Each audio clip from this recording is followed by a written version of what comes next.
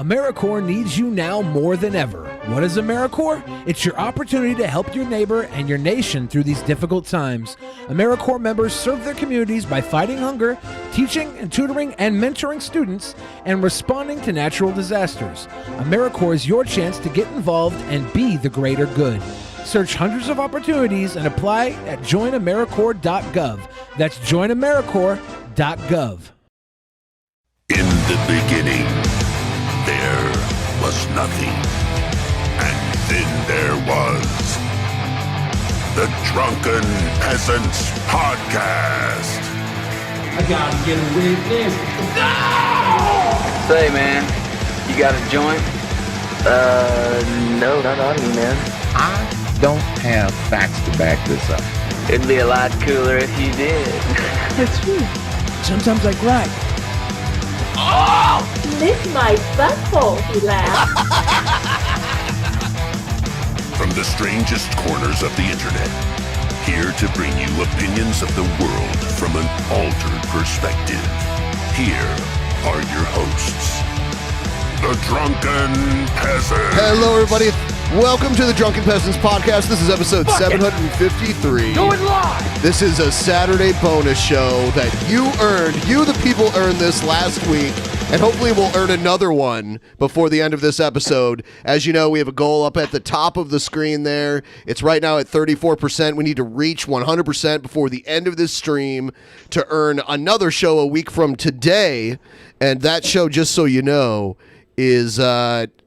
we've got Stevie Wolf coming back for that show if it happens. We have Stevie Wolf booked for that show. And If not, we'll just have to sit on Skype with him and talk with him alone. Yeah, and That sucks. none of you will get to know what we talk about. We're going to hear about all kinds of stuff that you'll never know if we don't get it.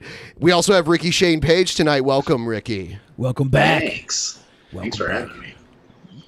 So I think you were on exactly 20 episodes ago, actually. Really? Okay. Yeah, I think it was 33. It was 733. You've been counting? Well, no, I looked because I have to go because I reuse, images. It's just faster making thumbnails, so I had to go back to the last episode. He was in and pull up that thumbnail. Okay. Yeah. Yeah. Okay. So well, how's the last 20 episodes been, guys? You been okay? they've been safe. We haven't lost anybody yet. Okay. I mean, since that happened, though, we had all the, civil unrest going on in the country. The Black Lives Matter? Well, and CHOP And slash that's Chaz. all part of it, right? Yeah, It's all part of the protest. Yeah, so that The was wrestling world has turned upside down as well, so Yeah. Yeah. with the speaking out stuff. So yeah, it's been a wild couple of weeks. Yeah, like the Jim Cornette thing. Yeah. I liked his comeback for that, though. He was just like, at worst, what? I have an exciting sex life. That's what he said. I mean, it's true. He's like, the only allegation here is that I have an exciting sex life. I don't know how exciting it could be. Like it's Jim Cornette. It's true. What is he doing? He gets excited for Wendy's. I listened to all of the Conrad podcasts, all the ones that Ric Flair's son-in-law does with other wrestlers, and there's a ton of jokes, like kinky BDSM jokes about Jim Cornette that they tell all the time. What's a good one? What's like a recurring I can't think of one off the top of my head, but got to do with gerbils. They allude to him doing weird BDSM stuff, so I think he's more kinky than you think he is. That's why he has a tennis racket, huh? He spanks people with it. That's what I would do if I had a tennis racket. I don't play tennis. He used to keep like horseshoes in the tennis racket because back in the day when the crowd would come and attack heel managers all the time, he used to have to hit people in the head with that. Yeah. That's crazy. I didn't know that. Yeah. I listen to a lot of Jim Cornette's podcast too, and he talks about that all the time. That's another thing about these older wrestling guys. They tell the same stories a lot. Like if you keep watching them, like get interviewed, they tell a lot of the same stories, which doesn't matter to me because I enjoy hearing them over and over again. Like Jesse Ventura is another one that does this a lot. Like says the same. Like I'll watch 5 Jesse Ventura interviews, and he says basically the same thing in every one. But yeah, Jim Cornette used to get attacked a lot because he's one of the most hateable wrestling heel managers ever. Either that, or he was, not letting those particular fans fuck his wife in front of him. Yeah, that's not fair. I just want to go to town on Jim Cornette's wife in front of him. And Do you really, though? If not, he's a fucking horrible person. Yeah, I'm just trying to cuck him. I just want to cuck Jim Cornette. Jim Cucknet. There is a Twitter account dedicated to whether or not Teddy Hart is in jail. Everyone like the stream, please. Oh, I did want to bring that up. I noticed that since the last time Rickey was on, I hadn't looked into what Maria and Teddy were doing. That was going to be my first question. Have we got into what they've been up to? No, well, I went to Maria's channel right before this show, and Maria has taken down a lot of the recent videos. I think a lot of the videos that Teddy is in are gone. And I found something that's hilarious. I do want to shout out Nightwave Radio, who made this happen. Nightwave Radio, it's a YouTube channel, if you guys want to check it out. They paid for a cameo, okay? Check this out. This is great. No. Well, hello. It's me, Jerry the King Lawler. That's right, WWE Hall of Famer Jerry the King Lawler. And it's not often that I get asked to deliver a very, very serious and heartfelt message. But that's what I'm doing right now. This message is from Maria. And it's all about Teddy. And apparently Maria wants her Teddy back. See, Teddy, she says that you make her spirit shine like a Maserati covered in rhinestones. Yeah.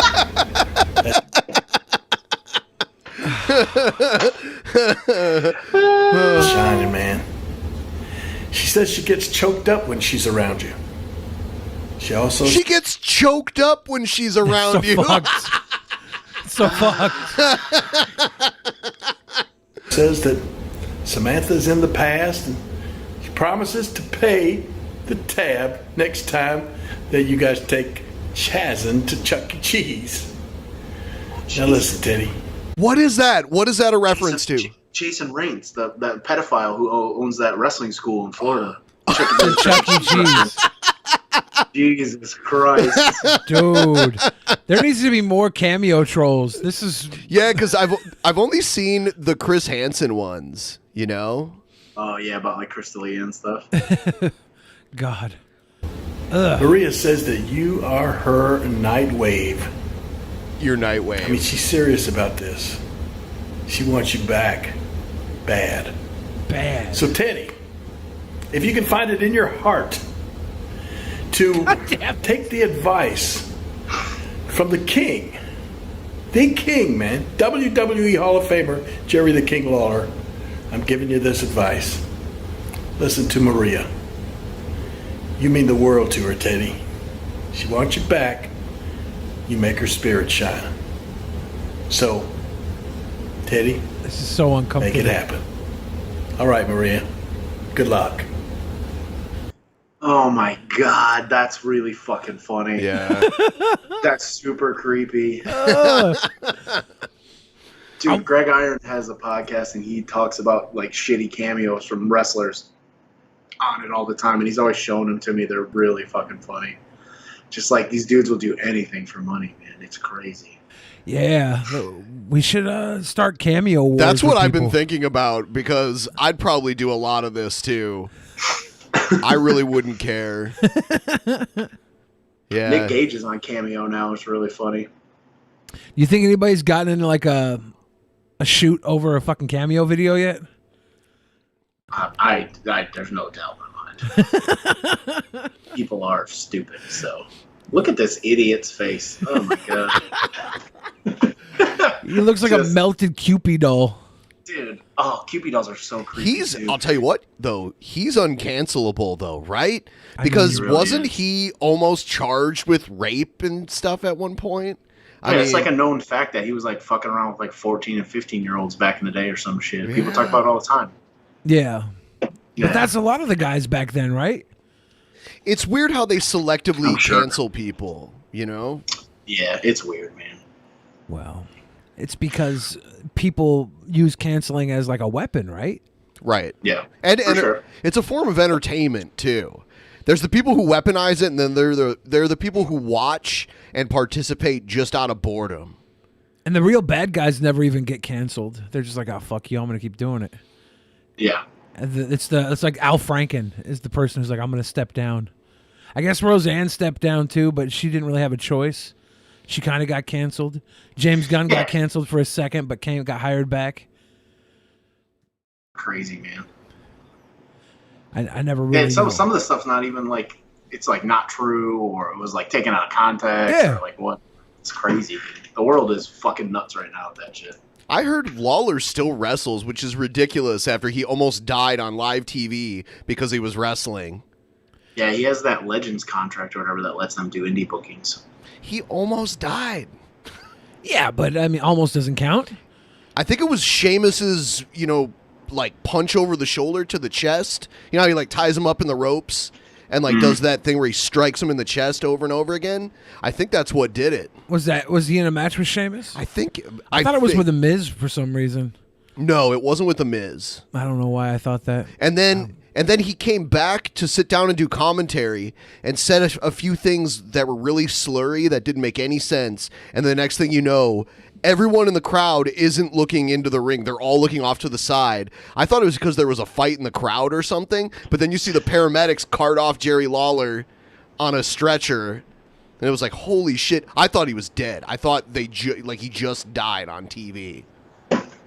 It's crazy. I forgot about that now until you're bringing it up. Yeah, they say that if he would have been at home, he probably would have died. But because literally there was an ambulance waiting right there to take someone to the hospital, because he was at an event like that, that probably saved his ass. It's crazy. That's crazy. But we're lucky we still have him. He can play Cupid for Teddy and Maria. That's true. Man, I wonder what old Ted's up to. I don't know. Hopefully watching his own wrestling matches and watching his uncle's wrestling matches and working out. On double TV. At the same time. That's so crazy. And listening to music. Yeah, it's gotta be Adderall at minimum, right? There's gotta be something in that system keeping his attention so focused. At minimum Adderall. He's got bedazzled methamphetamines. He's probably just snorting bedazzled jewels. Yeah, that might be it. That might be all you need. Wouldn't that be great if he was like moving crystal meth? He would just bedazzle the meth to the car, and when he got to the new town, he just peeled off the fucking meth and sold it. The cops come by. What the fuck is this? I like jewels. Yeah, you're weird, dude. We're gonna let you go though, because you're fucking weird. He's into crystal healing. Yeah, and he's got all the crystal meth bedazzled to the side of his car. That's the smartest. That smuggler belt that he was making was hideous. He was like, this is Maria's title, and he's like pointing at all the different things on it, all the weird symbolism. And it was some old belt that I think he had won at some point, but he ruined it by putting bedazzled stuff all over it. You say ruin it. I think he fucking killed it. That was beautiful. It's beautiful. That was for Maria. It was. That was a token of love. Yeah. We can't look down on love, Benjamin. It's all we got. Especially with two maniacs loving each other. At least they found each other. Yeah. They're made for each other. That's real love. They're just a couple of bedazzled human beings. There's nothing wrong with that. Oh man. Actual maniacs, legit. The actual maniacs. I mean, I hope he's in jail for Maria's safety and his own.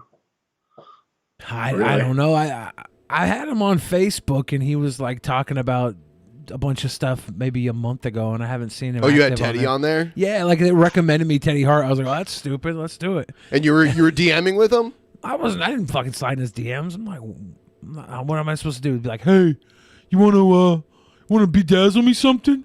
I don't. Well, you said he was saying stuff. On his Facebook page, he was like talking to a bunch of people, posted a bunch of stuff, really active, and then was it like a creator page or was it a personal Facebook page? Personal page. Okay. Huh. And how long has it been silent? I can look it up right now, see if he's done anything recently. Let's get to the bottom of this. It's an investigation. We're going in. We're investigative reporters over here. I need to know if Teddy Hart is alive or dead or in jail. Right. So it says his last post was 13 hours ago. Ooh, not in jail. He keistered his cell phone. He's got a video of him and MJF, and he posted that video 13 hours ago. Oh wow. Let's see. Someone posted to his page a couple days ago. He's just been posting fucking matches of himself. I saw some video. I saw an old video on YouTube of Ricky and MJF doing an interview, and MJF is like totally out of character, and there's like 100 comments about how he's out of character in it. Yeah, that was like the only time he ever did it. That's crazy. Yeah, because his tweets are total heat-seeking tweets. Dude, he's awful. I hated being on shows with him.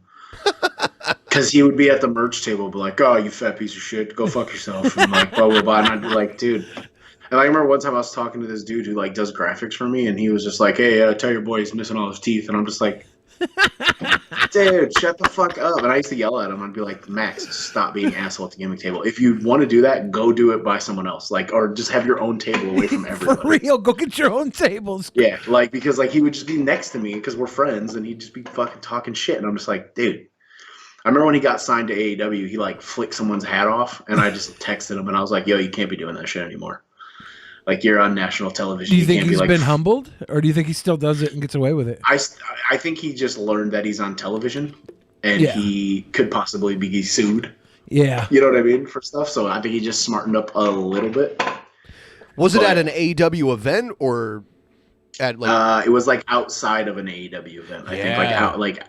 Yeah, it was like people were asking for autographs or something. He just like flipped this dude's hat off, and I was like, "Yo, can't be doing that shit." Like, what if you hit him in the face? You know what I mean? Yeah, they could sue him and the company. Yeah, but yeah, I think that's the only time he's done an out of character interview because it was like Ethan Page's High Spots interview, and he was like, "You're not allowed to do this unless you do it out of character," and we're all friends, so he was like, "Okay, I will." Yeah, he's a good kid. He's just way into his gimmick. Yeah, I mean, it paid off, right? Yeah, it totally paid off. I mean, he's only been wrestling for like 5 years. Wow. You know, and he's a major star. He's really good too. Yeah. Yeah. The last. I think he's only 23 or 24 or something like that. Yeah, I knew he was super young, and I've seen him around. I didn't for know a he while. was that young. Yeah, baby. I don't think he's 25. Yeah. He's a good kid. I'm reading Teddy Hart's page. The last time Teddy Hart posted any like text was July 2nd. And he said, "Anybody in the Philly, South Jersey area looking for a wrestling show to go to, inbox me for details." So I think he's got some underground railroad wrestling show or something. Like I wonder if he was supposed to be on the GCW Backyard show. Maybe. Maybe. There's 6 comments. Let me see if anybody responded in the comment section. He was supposed to be wrestling Billy the Fridge in his return match. True. Yeah. It's not happening. Wow. There's a 6-man tag match we were supposed to do. Yeah, the 6-man. Who was going to be their 6th man? Were we just going to get Bret Hart to come out with Teddy and Maria? Yeah. It was Jack Evans, Teddy Hart, and Maria. Yeah, Jack Evans. Yeah. I was definitely. Yeah. I'm like, Bret could probably work as much as I could, so it wouldn't be that mismatched. You can work way better than Bret now. You didn't get Goldberg. I don't know. I guess I could DM Teddy and ask him to just come on the show right now. Okay. We're talking shit, right? Yeah. Let's hear it. Oh my God. Imagine. Hey, here's this. He link, would do Teddy. it. You come know, on. The guy that paid for that cameo that we just watched from Lawler has interviewed both Maria and Teddy before. So if they came on his show, there's a chance he might come on here because I can tell he doesn't like to back down when someone challenges him. He had a guy pointing a gun at him and he was still standing there trying to argue with him the whole time. So I like he's that out of his fucking mind. Yeah, I like that kind of crazy. How's it going, Ben and Billy? I've watched DP since the dinosaur days and today's my birthday, so what better way to spend it than with you guys? Have $20. Thank you. Happy birthday, Red Link. I can't believe you're old enough to drink now, dude. Happy 21st birthday, Red Link.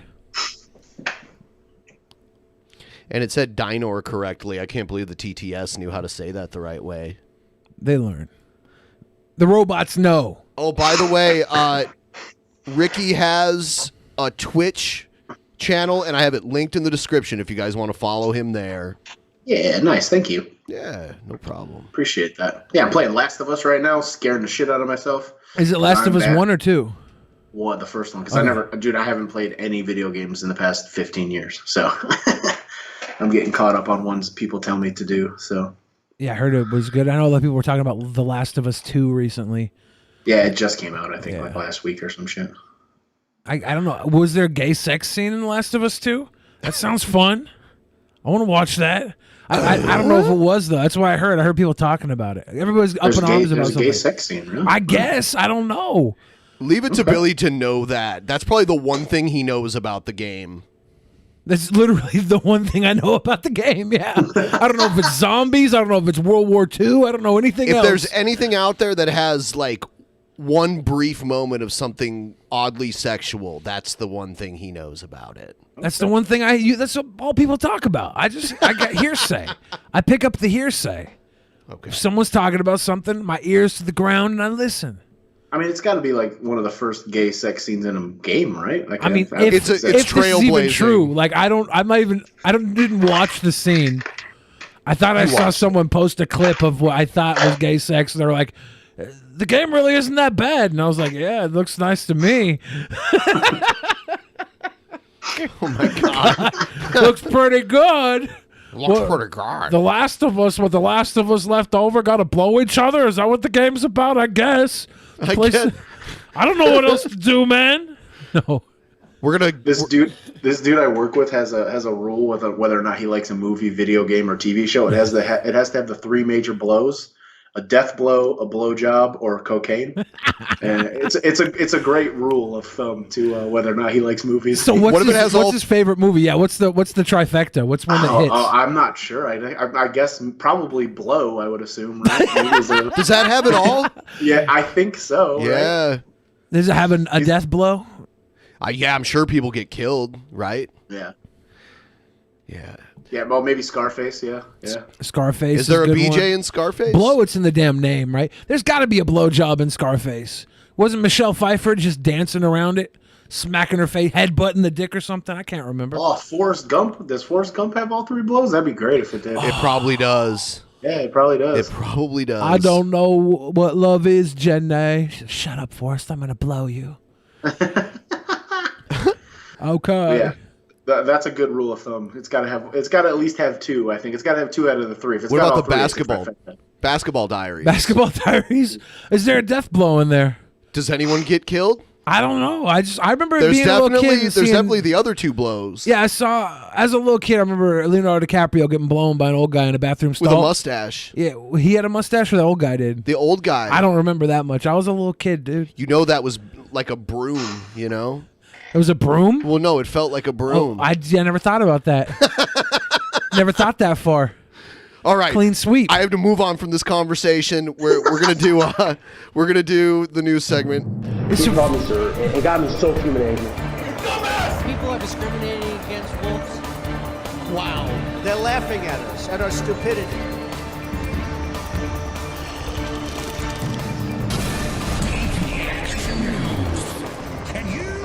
Better well learn to love it. All right. For those of you watching at home, feel free to just type in your favorite movies that follow the blow rule. And also like the stream while you're at it. Hit the like button. Yeah, there was 69 likes before Ben said to like the stream. Make it 269. Yeah. Well, if you can at least make it 100, you're all good peoples. Here's the main thing that I heard a lot of people talking about. This happened last night while we were just finishing up last night's private show. And a few things have changed even in the meantime. DarkSidePhil was banned from Twitch, and then about 7-8 hours later was unbanned and never given a reason why he was banned for 8 hours, 7 hours. Weird. And DarkSidePhil is hated by a lot of people, but his streams are very vanilla. they're just him. Like sometimes he gets goaded into drama with people. And there's only one time where he masturbated on camera, right? Yeah, but it didn't show anything weird, so I don't think he got banned for it. He jerked off on camera? He didn't realize his camera was on. He didn't know he was doing it. Should you play it for for Ricky? Yeah, I have to find it really quick. So you could see how the guy we're talking about, in case you don't know much about DarkSidePhil, he's a gamer. I don't, actually. He's quite controversial. He has a really bad attitude, and he's kind of a con artist. Okay. So he lives not too far from us, and we were trying to get him on the show, and he was going to come. Oh my God, that was a whole fiasco. You know how it is when someone is got trolls online. They were like, "These guys are just going to fuck with you. Don't go on their show." He's insanely paranoid, and he got super scared. He didn't come on. It sucks because I would have been probably like his best bud. I was gonna be cool with him. Yeah, him and Ben would have become like they would have joined a yacht club together. Something nice would have happened. A yacht club? Yeah, something cool. You know, when you make new friends. We're joining a yacht club. Is that what you do when you make new friends? I made a couple yacht club friends. I'm not afraid to say it. I've never been to a yacht club. They're not that great. I mean, there's a lot of water around here, so I guess there's not a lot of water around. Well, I guess there's Lake Erie, and that's it. Yeah, I don't know if there's any yacht clubs in the Lake Erie. The Cedar Park or what's the Cedar Point? The Cedar Point Yacht Club. There was there is one to do there. There's a yacht club in Toledo on the Maumee River that I knew when I was a kid. My friend was a member of it, and we used to go swim in their pool. The Maumee River Yacht Club. Yeah, I don't remember the name of the club, but it was on the Maumee. Yeah, I'm trying to join a yacht club on Maumie's River. Maumee. Maumee. Maumee. Maumee. I'm going to pronounce it Mommy no matter what. I can't. All right, here it is. The stream will be starting shortly. So this was up in the corner here, and now because DSP, when he starts his Twitch streams, he lets this bullshit play on his screen for I've seen it as long as over an hour before he starts. So he's doing his little pre-show thing, but he doesn't know that his camera is up on the screen, and he's already got the jerking off face, you know.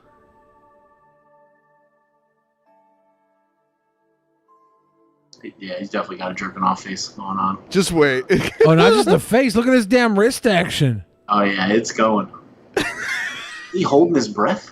Yeah, well, I mean, you don't want to let anything go in mid-stroke, He's trying right? to audio asphyxiation or whatever it's called. Autoerotic asphyxiation. Yeah, he's like holding his, but it's just a pussy version of it. He's just holding his breath. Yeah. Hold your breath during... You can tell when he's done. You can tell when he's done. Yeah, he definitely went, hold on. Here we go. Oh, no. He's edging. He's edging. No. This is real. Could you believe, Was that a pre-stream, ritual for him? I think you have to believe it is. This was before he was going to go live. So, this, they just showed it a second ago. Yeah, this is the screen that it was. He was up in the corner. This is what it was looking like. He was up in the corner. I think he didn't realize his video layer was above or something. Yes. That's what was happening. Oh, my God. So, he's working. Oh, God. Hey, oh, God. Hey, gonna hold my breath a little longer. I'm going to come. I think I'm gonna curb.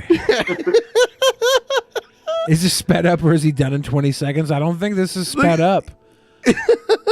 Oh my God. You're gonna make me come or I'm gonna kick your butt. Dude, he's literally puffing his cheeks out, holding his breath. There he's done. Oh, God.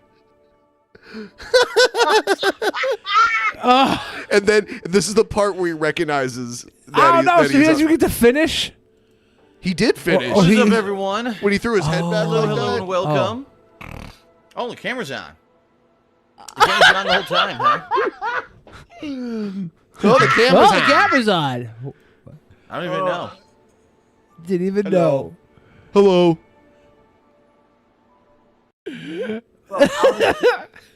He cleaned up fast. I don't know. It seems like right after he finished, he noticed the camera was on and he had to pop up. He's just sitting in his own mess. He is, video games. Oh, yeah. He's got a full-on oil spill in his lap. He doesn't care. He doesn't give a... What a fucking animal, dude. Yeah. He's an animal, Ricky. What an animal. He's an animal. Yeah, so he got banned. Looks like they brought him back already. What does this say? This was before he got brought back. This is before he got brought back. They said, although Twitch's crackdown on partner streamers started with a recently uncovered string of sexual assault allegations, the streaming giant has also been addressing controversial figures accused of other types of misconduct. According to the latest reports, the widely unpopular DarkSidePhil Burnell is the latest streamer that Twitch has removed from its platform. Unlike the other removed streamers, Burnell has no history of sexual assault. However, the divisive YouTuber has a history of making and defending racist jokes while taking criticism personally. As with the highly discussed ban of Dr. Disrespect, Twitch has not commented on the reason behind DarkSidePhil's ban. And of course, he's back now with no comment. Yeah, basically all he said, he did make a few tweets being like, I don't know what happened, and then they brought him back. He's like, I don't know why they brought me back or why I was even banned. So, but by the way, going back to what we said earlier, there's no way he cleaned up anything. He had cummy hands or on his belly or something. Dude. Yeah. Just on his couch. Why would you need to... No. Like, I'm not like, oh, I'm about to stream. Let me fucking crank one out. Right in front of your camera. Ben, every day before we go live, you make me sit and watch as... That'd be hilarious if that was true. To be honest with you, I will not jerk off in this room because of stuff like this. I'm like, I might think I know I've got everything going on, but... Dude, I flip the little fucking privacy thing over on my webcam every time I'm done on Twitch because I'm like, I don't know. Who knows what's going to happen? Not me. I stare right into that fucking camera. You blow it a kiss? Yep. I'm like, I hope you're watching. Is this the NSA, CIA, FBI? Who's just some random hacker?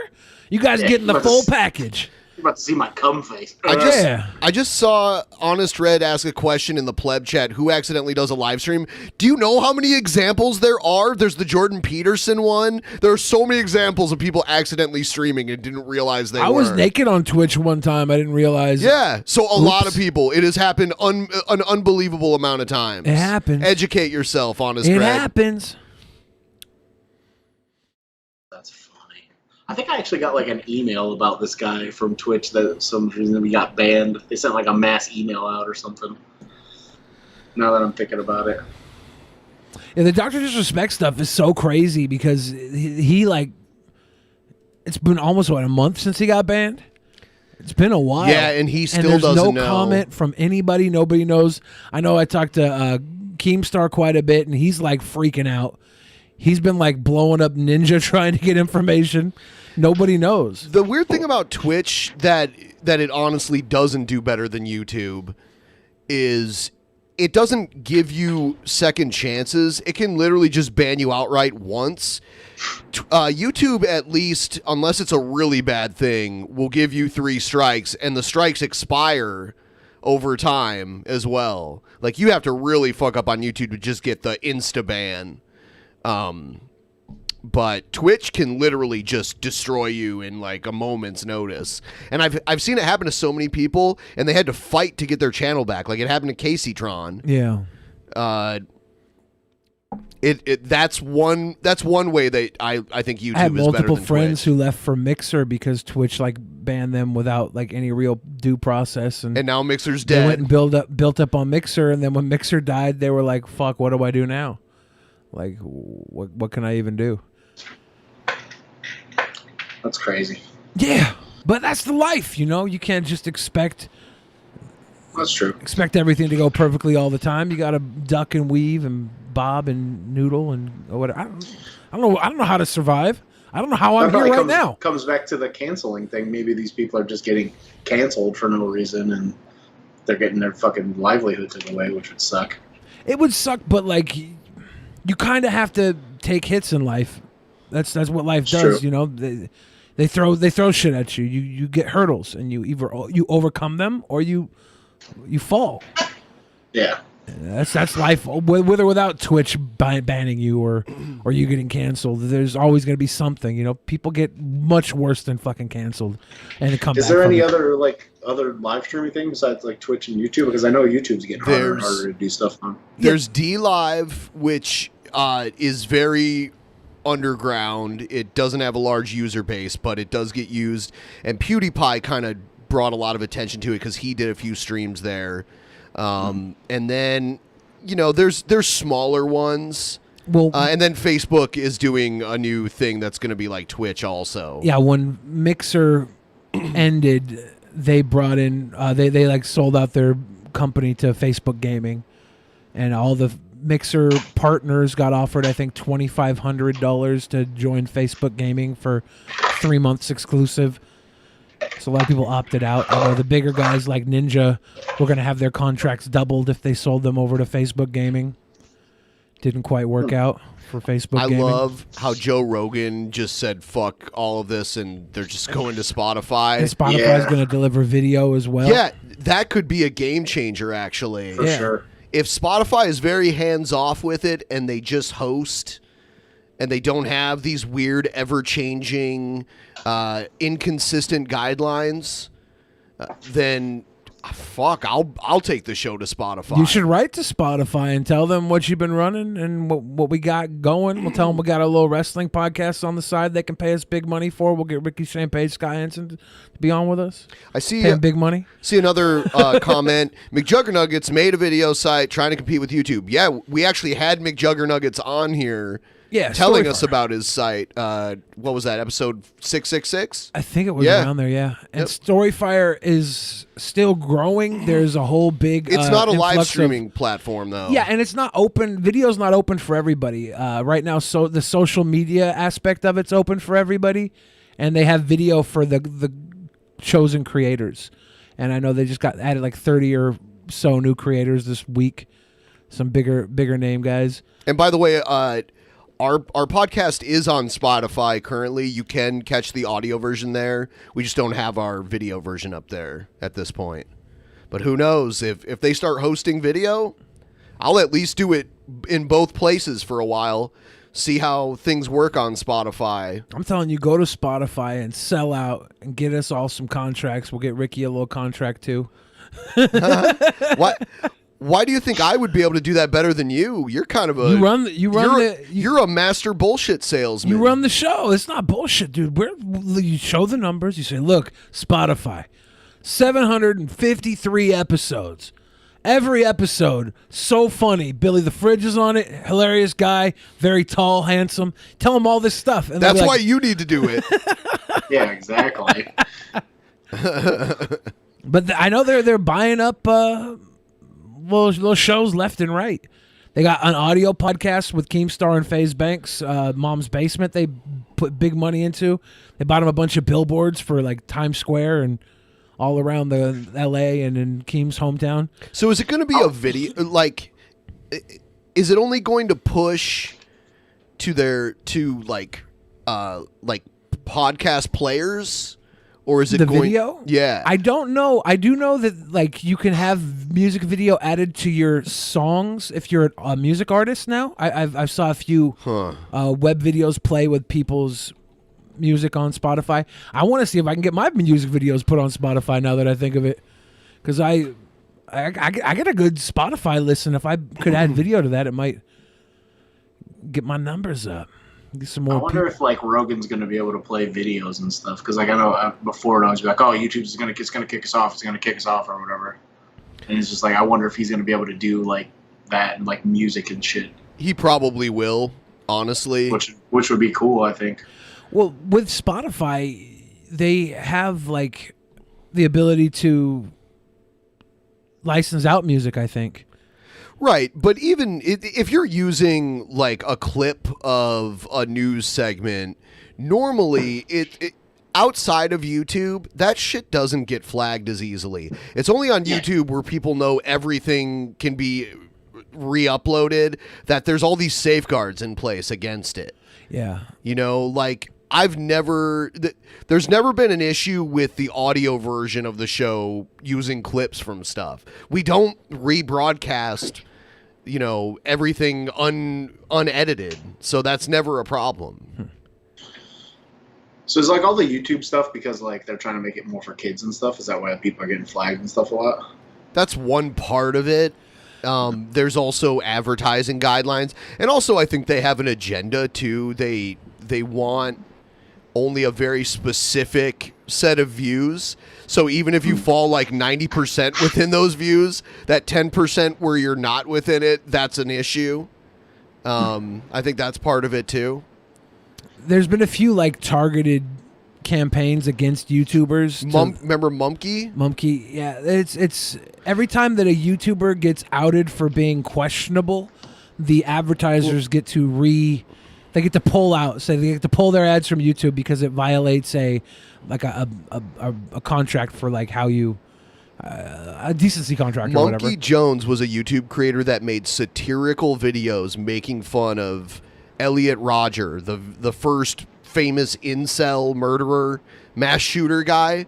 But they were clearly making fun of him in satirical in nature. But because they didn't like that, they just destroyed all of his channels overnight. And he tried to make a new channel, and they killed it.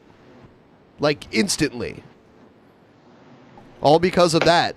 And it's funny because they were like, oh, you violated this thing where you promote like a heinous act or something. And he's like, you can literally look up Mein Kampf and read the entire transcript of Hitler's book on YouTube, but you can't hear me reading bullshit letters that this psycho killer wrote at one point.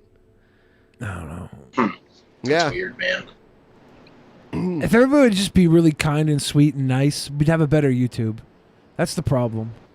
Not everybody's just kind and sweet and nice. I'd be making so much money if that was the business because I'm so kind and sweet and nice. It'd be cash over fish because of how kind and sweet and nice I am. I'd be a billionaire off my kindness and sweetness and niceness. I would be. No one else is talking to you right now. You're literally just talking to yourself. You think? Yeah. You're like, yeah, I would be. I would be.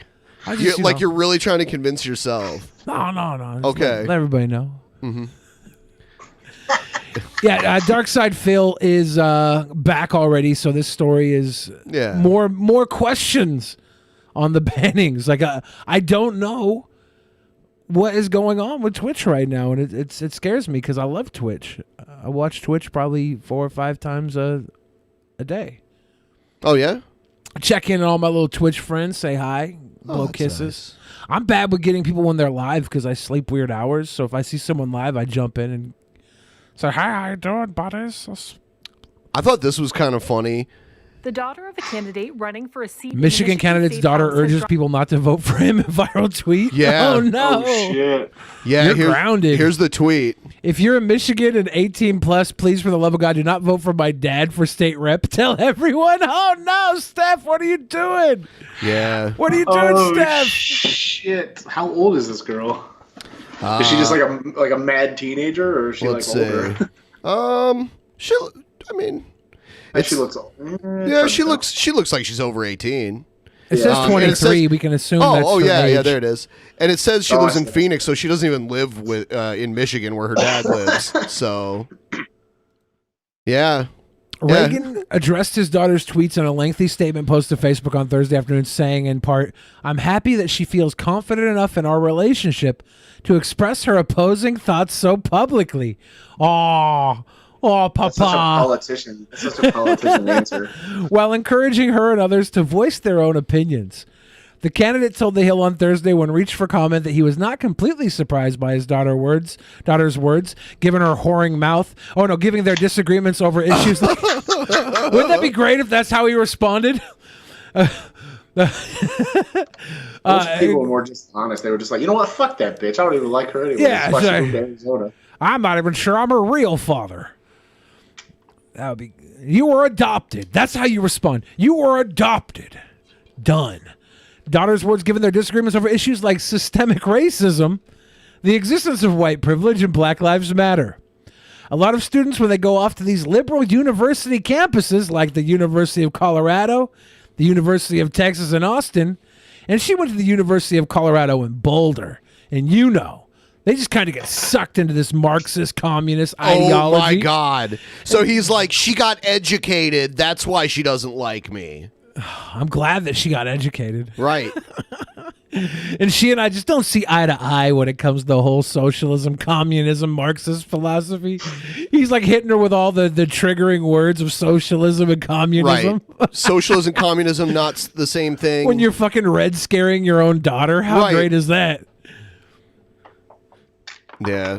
I don't know how much further you want to get into this. It is interesting, though. Yeah, I don't buy this whole systemic racism thing at all, he later said. Okay, so now he's just digging deeper and deeper. I'm not saying there's not hurdles to overcome. We all have hurdles to overcome. Didn't I just say something about hurdles earlier? Am I part of the problem?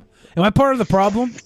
I can't remember what you said. I'm hate speaking now with this He said there was gentleman. hurdles in life. He's like, you got these hurdles you got to jump over. You got to jump. Now he's saying the same shit I'm saying. I didn't realize it. That's my white privilege.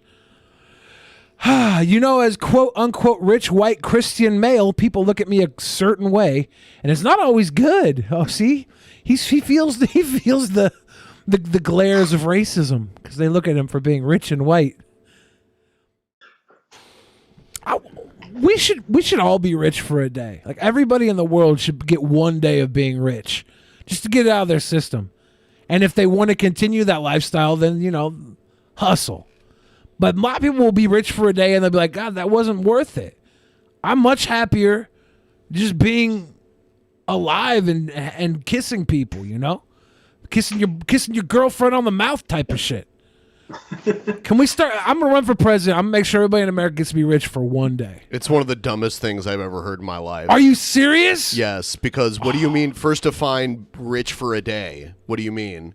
Are they given black card? So they're unlimited access for one day. So what's to stop them from just buying a bunch of expensive shit and then selling it to be rich for the rest of their lives? And who's paying for this? Government. Oh, the government doesn't actually pay for anything, Billy. The government takes tax dollars from people and spends it on things. Yeah, we're paying for it. It's one of the dumbest ideas I've ever heard. It's for one day, Ben.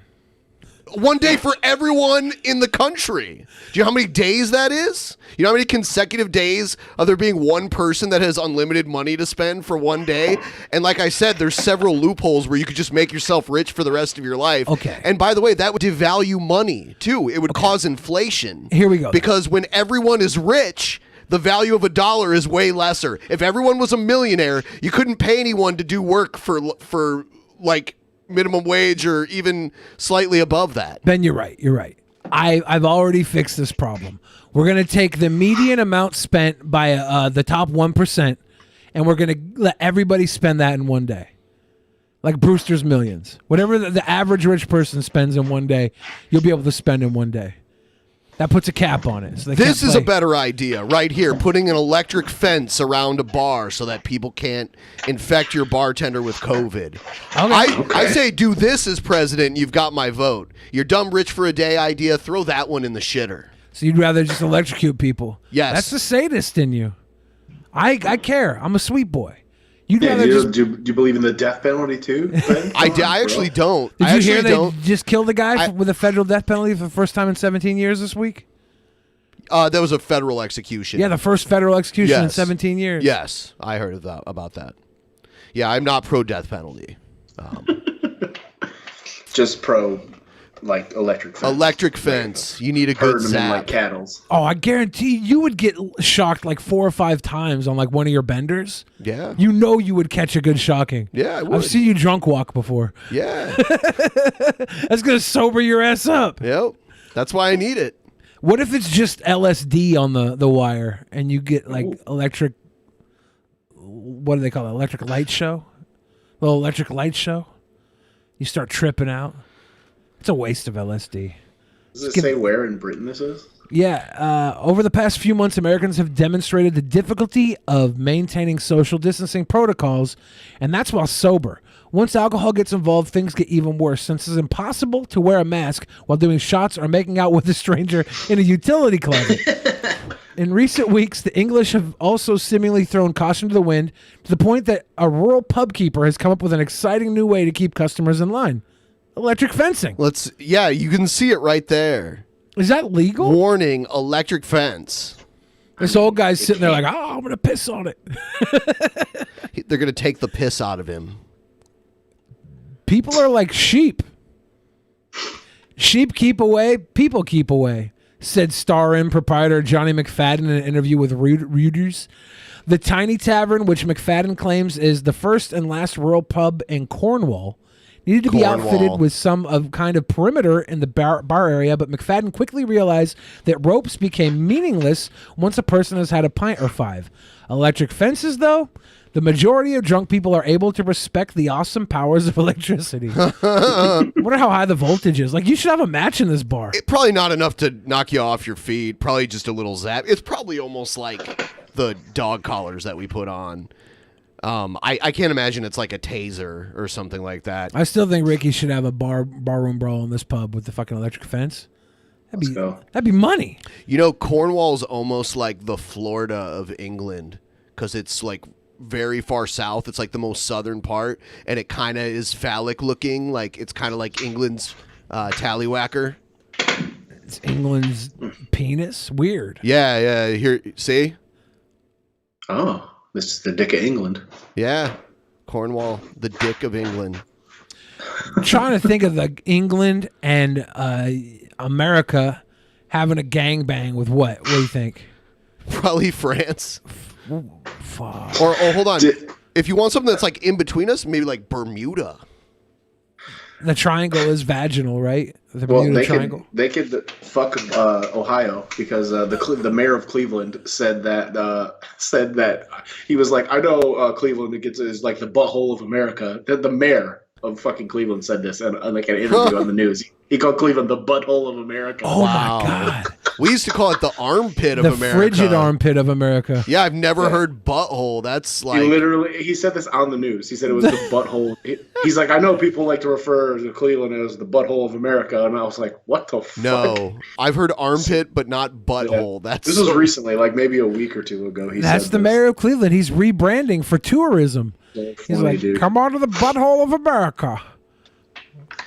I never understood in like movies and stuff. All growing up, it'd always be like, "Oh yeah, I got stuck in Cleveland," and be like, "What?" Yeah, that's always Cleveland's always like the, "Oh, you had to go to Cleveland? Fuck." Yeah. I've never spent time in Cleveland. Cleveland has some of the worst crime out of any major city in Ohio. Really? Yeah, it's pretty bad. When I was in North Columbus, it was pretty weird. Well, that you know, every city has its part of town, but Cleveland's pretty bad. Okay. Like, yeah, the east side of Cleveland's real bad. I caught a plane out to Cleveland late last evening. Remember I showed clean up some. It's no longer breathing now. Do you remember I showed you the population decline in Cleveland?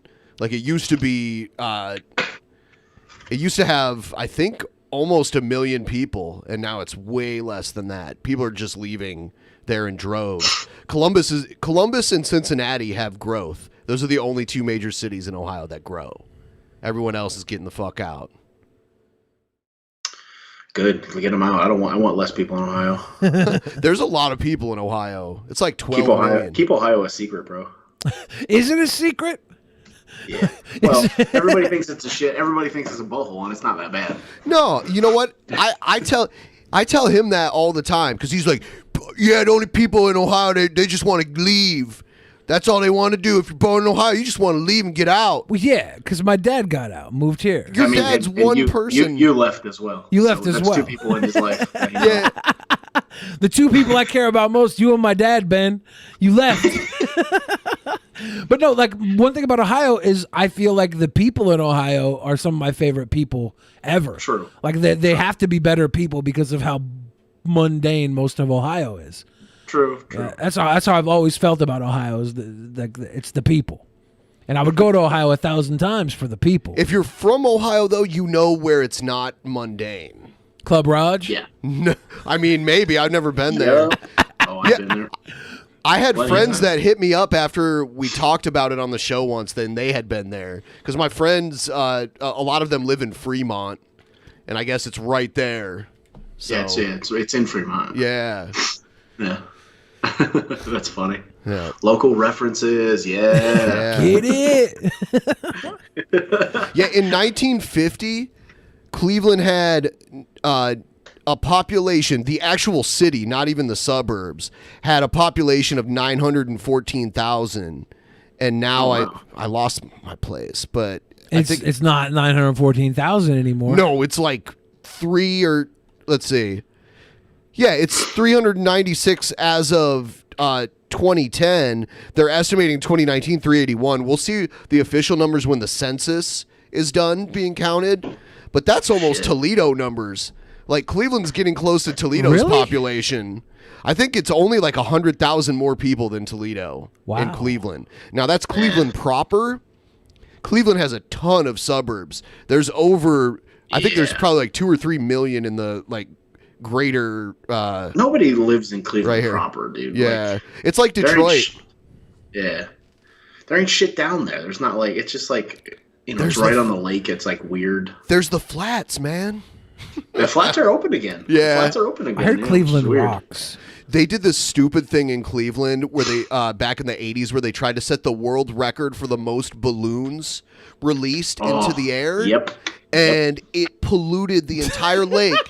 Even on the Ontario side, a bunch of fucking balloons floated over to Canada. And There's a polluted. video of it, and none of them floated away. Like they thought they were gonna float away, and they just kind of like hovered and then fell in the lake. And it's the most Cleveland thing ever. I'm going to show you a video of it.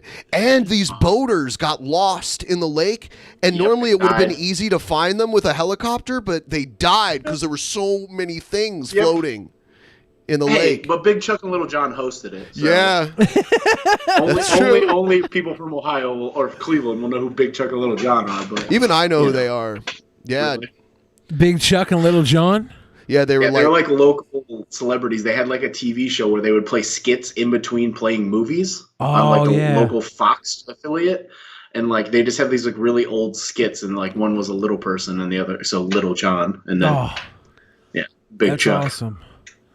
Yeah. We had Super Dialing fun. for Dollars here, where in between movies we'd have this guy who was in a suit and he'd be like, yeah, if you just call in today, get this number, we're going to give somebody $43. It was like some pathetic amount of money. It was in a little studio, and then they play the movie in between that. Yeah, it was just keep people's attention through the movie. Call in and they'd give, somebody would win like $142. Yeah, radio stations do that, or at least they used to. But that's what we had instead of Big Chuck and Little John. We had a guy here. There's a couple Cleveland like legend people. Like there's the Ghoulie. I don't know if you remember the Ghoulie. I'm not familiar. Goulamade or whatever. He played like horror films or some shit. Like there's all these like weird local TV celebrities. But like Big Chuck and Little John, they would do these skits, and all the skits ended with this guy laughing, and he'd go, like that's how every one of the sketches ended. I love that.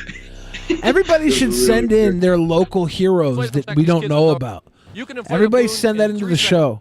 4 seconds, I understand. How long is it going to take these kids with no experience? We're figuring that they'll do about 2 to 3 They're balloons so a minute. excited about this. They think they're doing this awesome thing. This was like the thing that was gonna bring Cleveland back, bro. Yep. Oh no. We had I've been Major doing this League and then this. Yeah. Oh no. I was 15 years old, so it's unfair to compare, but 2 to 3 balloons a minute. Each kid is going to do correctly about 700 balloons or so for the day, and we'll do it in about 4 to 6 hours, all the balloons. Don't remember, folks, don't park Releasing on the square balloons because for this 4 ain't to the place 6 for your car this hours. weekend. Back to you. Hundreds of them. Sounds like fun, David. I Thank understand you. we might have a northerly wind, too, so they'll all wind up over Canada. That literally polluted Canada. God. Balloon Fest. This is edited like a horror film. Dude, I just watched Cleveland, this. it's Big Chuck and Little John in front of the John's biggest talking right now. happening around. Okay, thank you, John. And we have a real story to tell you. This is not, we're not making this Wasn't up. Little It's John really a dwarf? happened. Mary Ellen bought Yeah. 2 bunches of he's a balloons to little give to person, John yeah. and I here. They're She still came around. down, and one of the One bunches of of the balloons kids she that I had know tied that to her wrestles watch. is his uncle And is the Little watch- John. Oh, wow. And the Yeah. balloons took the watch, and it's now going out. Is that Little John with the balloons John there? and I say, if No. anybody finds No, that- Mary no, Ellen's that's watch Big tied to Chuck a bunch right of there. balloons like No, this, he means the it'll little return kid to in the station. background, right? Reward for you. I wasn't sure. Coming down there. Nah, Little John's on location somewhere else. Okay. They're not gonna keep him. Oh, there he is. There he is. He looks like a tiny Mean Gene Okerlund. He does. Yeah. Bandages. Okay, and what are they for? Therefore, you can't get it away from source in your hand.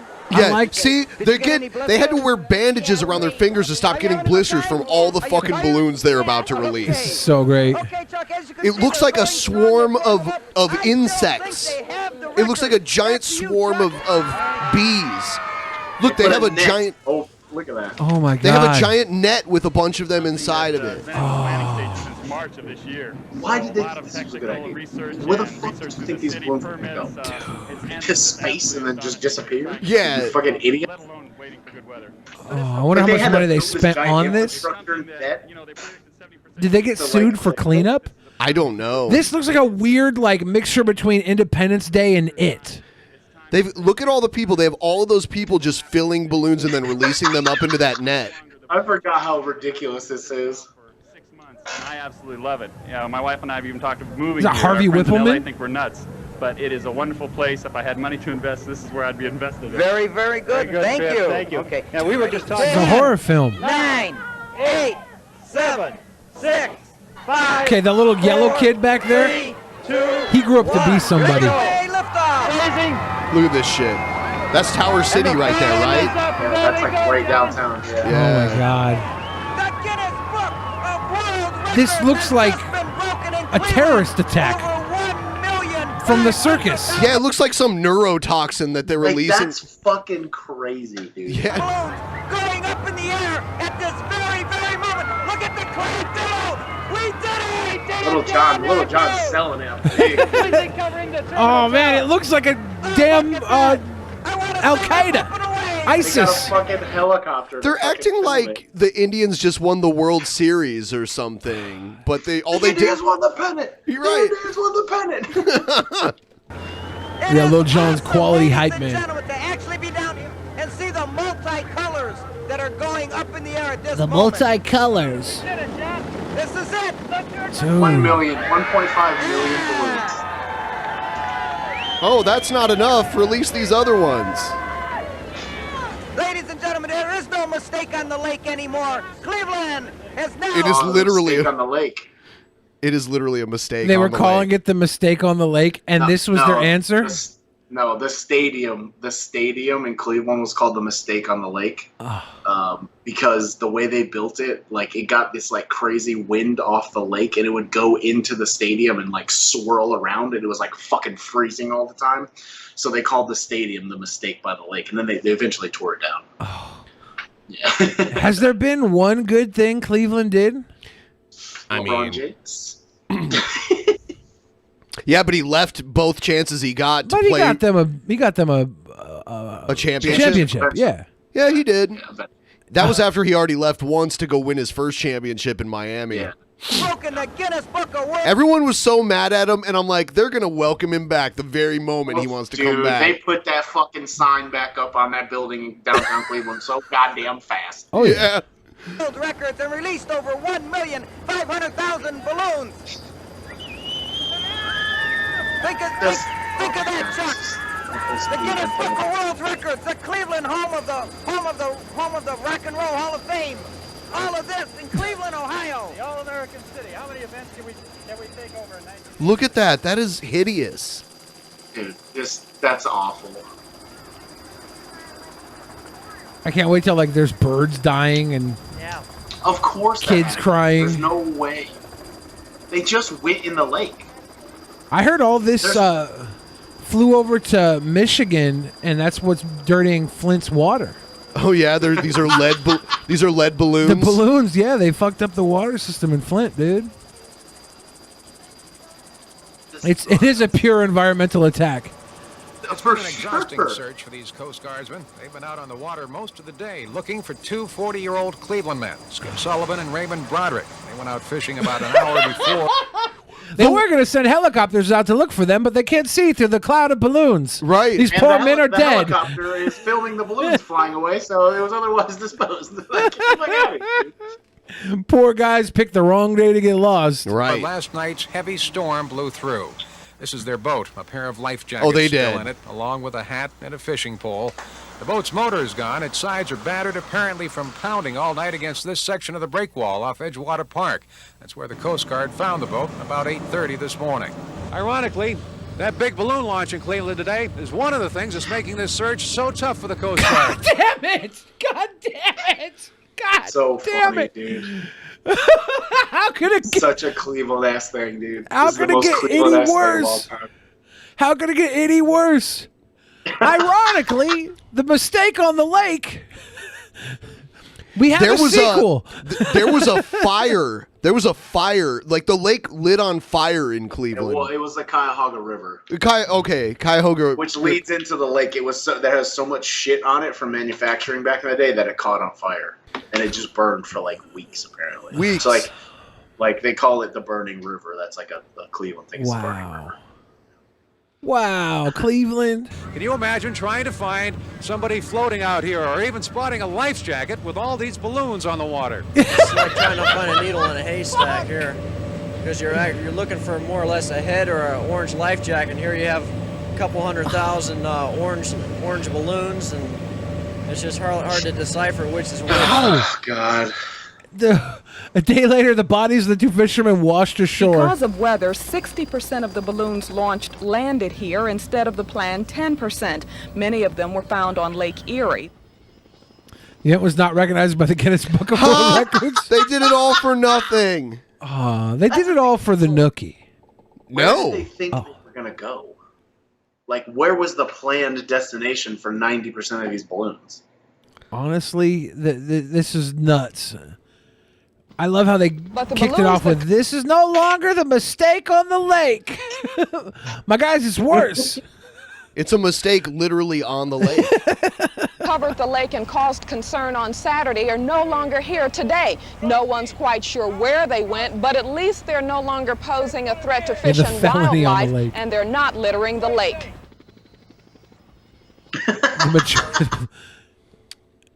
Is Canada did they sue them? Live on 5. I don't know how that's possible. There's got to be somebody's got to be held liable for this, right? The city? I have no idea. Maybe there's a wiki article about it. Let me see. So funny. Cleveland.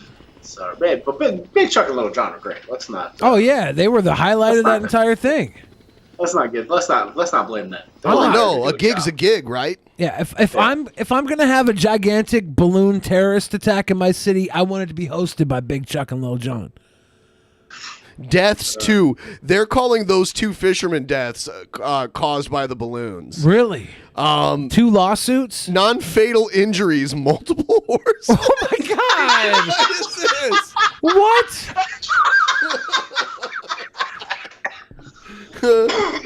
Property damage, multiple traffic collisions. Yeah, because people were looking. The balloons? What? Oh man. Yeah. I used to live in Albuquerque, New Mexico, and they have this hot air balloon festival, and it's the biggest one, at least in this part of the world. And there's always a bunch of car accidents because people are looking at the balloons, and also there's it brings in 1 million tourists to the city when it happens too, so there's more traffic too. So it's just car accident fest everywhere. So it's not good. Distracted driving. It's really dangerous. I'll tell you what. It's really dangerous.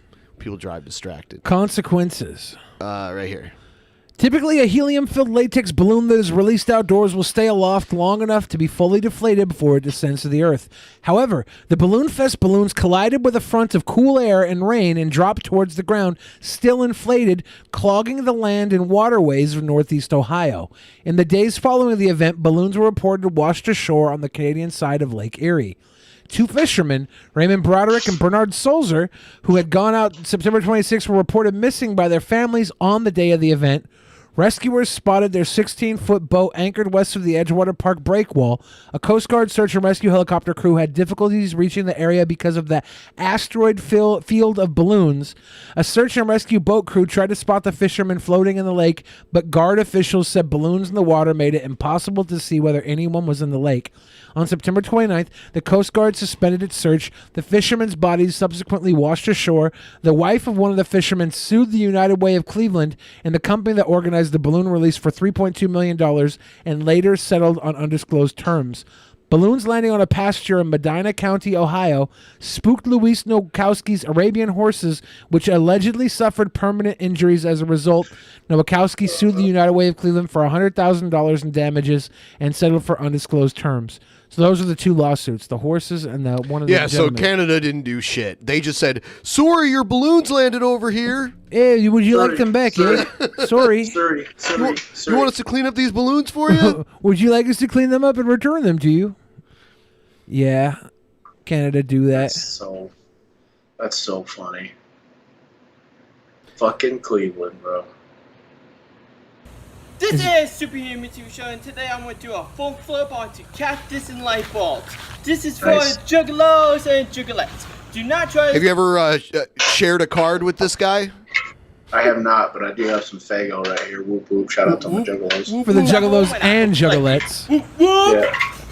This guy does so many of these videos that I've actually seen him in some indie shows. It's interesting. Fuck this shit! Whoop whoop. Ah! Fuck! Oh my fucking god! Fuck! He does that at the end of every video. And he never goes to the hospital. He's never been hospitalized, I don't think. So I think he's overselling. Nah, this is all real, man. Yeah, I think he did a GCW show one time, but I wasn't there yet when he did. Yeah. There's also those guys in Texas that do the Walmart wrestling. They were supposed to be on the WrestleMania shows for GCW, but then everything got canceled. Yeah, that's sad. I always I'm like, one of those guys is gonna get hurt, man. They're gonna apparently they started to train somewhere, but then they didn't finish or something. Is something I heard. They're like, we don't need this. We're making fucking web videos at Walmart. They did Spanish Fly off of the desk in the electronics department. I saw something like last week. They super kicked this girl. And then she was getting proposed to or something? I think so, yeah. And then they laid it on the car. He pulled the car up and did a fucking moonsault or something off of it through the table. Something. It was cute. All this cute stuff. I love this cute stuff. Yeah, this guy's a fucking maniac. Like, he has some friend that helps him, and like his name's Paul, and he wears a mask. Which is just, I don't know, just makes me laugh that his name's Paul. And he'll spear him through shit sometimes. Yeah, he's definitely upgraded though. Before he used to just jump off his back porch. Is it the trampoline? And then he made like a platform to jump off of. And then he got the trampoline. My guy's reinvesting into his craft. You know? It's true.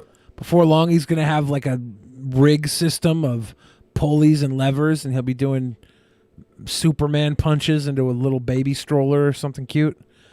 I don't know. The future of wrestling is now. Yeah, this is the first one of these guys I saw. I love the people in the background.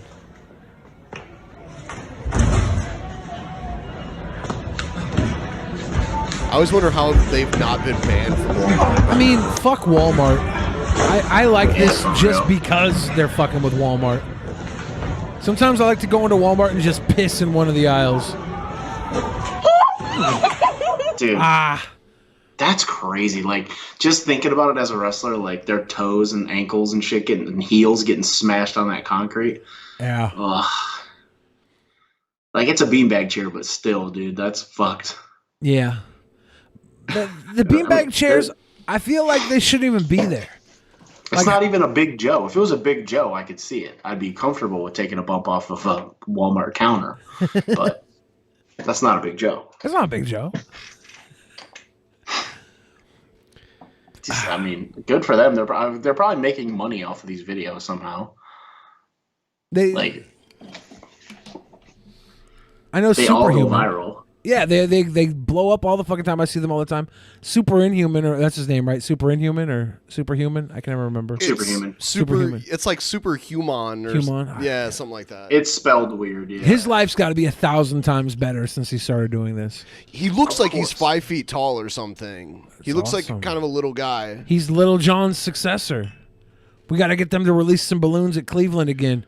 And we'll get Super Inhuman to host it. Speaking of little wrestlers, another wrestler Jim Cornette absolutely hates is Marco Stunt. He cannot stand Marco Stunt at all. Yeah. Because he's small. He's a really small guy. He's very small. Yeah, he looks like a little kid. Yeah. I could beat up a little kid. He but looks I don't like know if he's I could like beat up Marco 14 Stunt or something. Yeah, you could. I could. Yeah, I was being sweet. Sweet Bill. I was just trying to sell the kid, man. You know, he's got Cornette barking at him, trying to give him a little push. Yeah, I whoop his fucking ass though. I whoop Ronda Rousey's ass. I'd beat them all up. Fuck them. I think Cornette like threatened. He was like, "Oh, I hope he dies," and it was like a clip of me one time, and I was like, "Oh, cool." Yeah. Yeah, Cornette's it was like doing a Canadian Destroyer, like some death match I had. I did like a Canadian Destroyer like off the ring through some light tubes, and he like was like, "Oh, I hope these two died," or I hope these two bled out, or something like that. And then he was like, "I bet it wasn't even the finish," and I was in the match, so I knew, and I just quote tweeted it, and I was like, "It wasn't the finish," because it definitely wasn't. Yeah, fuck him. His busted ass ankles jumping off a scaffolding and then talking shit. Yeah. Pussy. You got there I think it's the same way, Cornette. You little pussy. I don't even think he jumped. He like did like a hang drop off of it, right? Yeah. Yeah. Yeah, he did. Same shit. Fuck out of here. Talking down on anybody for doing anything. He's fucking scaffold, man. His whole career built off that. His catapult. He fought a Ninja Turtle another time. That's a good match, actually. Jim Cornette versus a Ninja Turtle. I want to watch that. It happened. I've never seen it. That's 100% a real thing. I gotta find that. A Ninja Turtle, you say? Yeah. Here's what I want to see. I want to see Jim Cornette in the scaffold. I want to see him talk shit about all my friends. Everybody, and I'm gonna do my video part 117. I'm a fake police. I'm about to break this turtle. This turtle in half. I'm gonna do it now. Ah, cakes. Right, so you look at this. Watch this, y'all. He's got a Cheech and Chong shirt on. It's lit. Somebody break the turtle in half. Oh, see. So I took it on. I'm gonna put the arm back. See.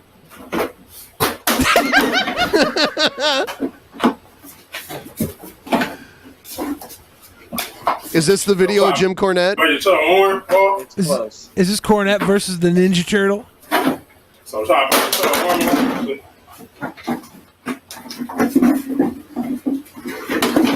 on. See, this works. Who works better, the Ninja Turtle or Cornette?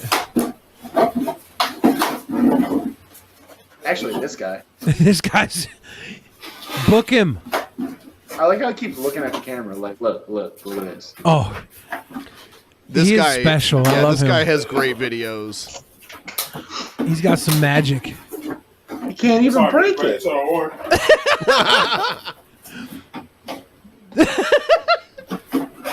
Oh. Uh-oh.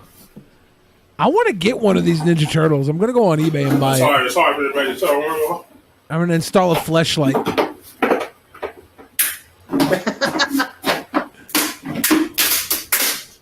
Oh, dude.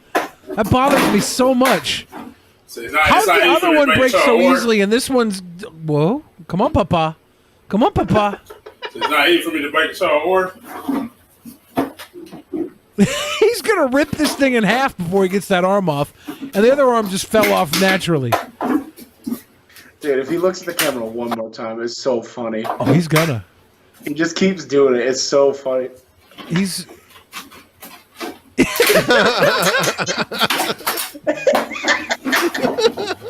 you think we can get him on an episode? I don't know. Maybe. I feel like would he just say the same Drunken Peasants podcast over and over again? Yeah. He does. He says and does the same things over and over and over again. Dude, that fucking face right now. I love it. So I'm trying to break the turtle horn. I'm trying to take his arm off. Trying to take his arm off.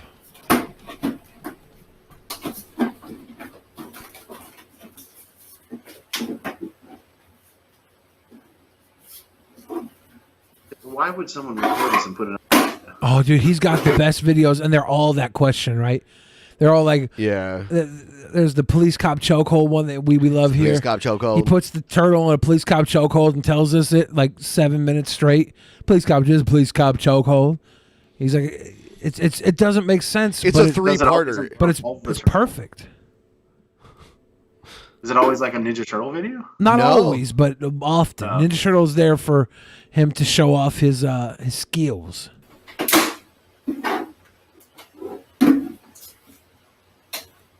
It's not easy to break the turtle arm off. So I'm doing it, y'all. See? So I'm trying to break the turtle arm.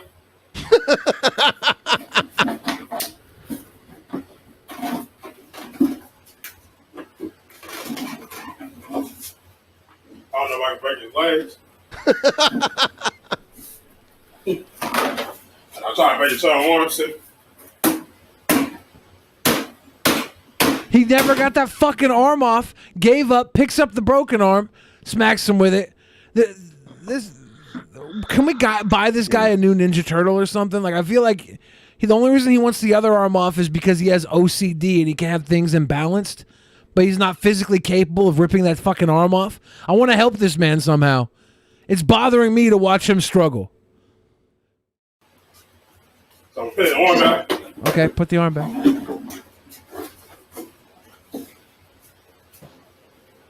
He's sweating.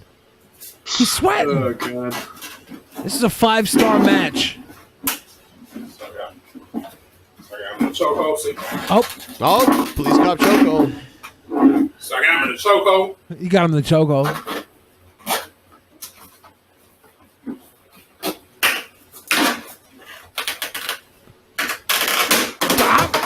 I don't ever want him playing with my toys. Stay away from my toys, bro. He rough on toys. Yeah, he will break my toys. I'm trying to break his arm on this side. I couldn't do it.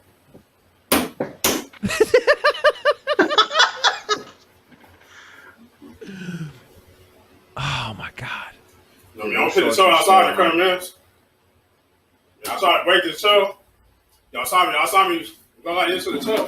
Hit like this and move. On the turtle? The chokehold, y'all. Look at this. The chokehold. Chokehold on the turtle? See, look, I got him, y'all. So I got him in the chokehold. I know it's like the rest of the video is just him. Got him in the chokehold. He always goes to that chokehold. Can we book him in a match on the undercard for when we have our 3-way or our 6-man tag against the Hart family? Sure. Can we have him and like Super Inhuman open up? Maybe him just versus the turtle. Him and Cornette versus the Ninja Turtle. We got plans for this. I don't know. 2-day festival. I should have played 2-day wrestling festival in North Korea. We're gonna book it. It's you against Inoki. I will take on Kim Jong Un. Oh no! I'll let him win too. I'll fucking job out to Kim Jong. You're gonna have to. Hell yeah! Next segment. What?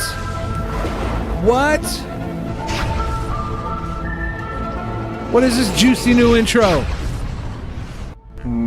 Clee disappear. I hate it. Disappear. I hate it. Disappear. I hate it. Clee disappear. I do not like it.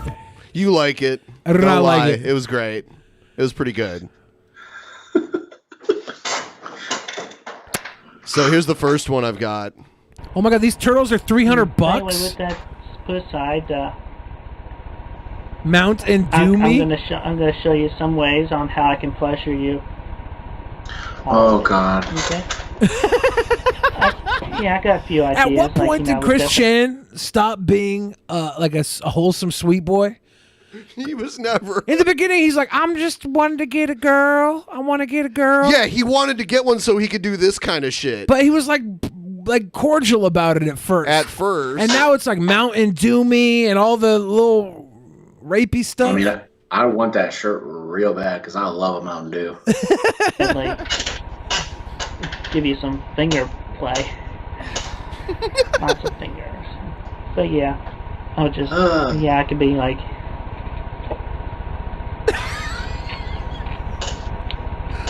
Oh no! Look your pretty little click there. Tickle your pussy. Oh, and here's the fun part. I can roll my tongue. I put it in there. Where are his hands? Like, what is he? What are these? Like by the legs? I think he's spreading it open. Is it? He's spreading open the bulbous butt cheeks. He's got a nice big mound of butt. Because he's doing it from the back, right? He's coming in bent Can you over imagine from the that? back. Nose in the butthole, tongue in the... Maybe I'm wrong. Maybe.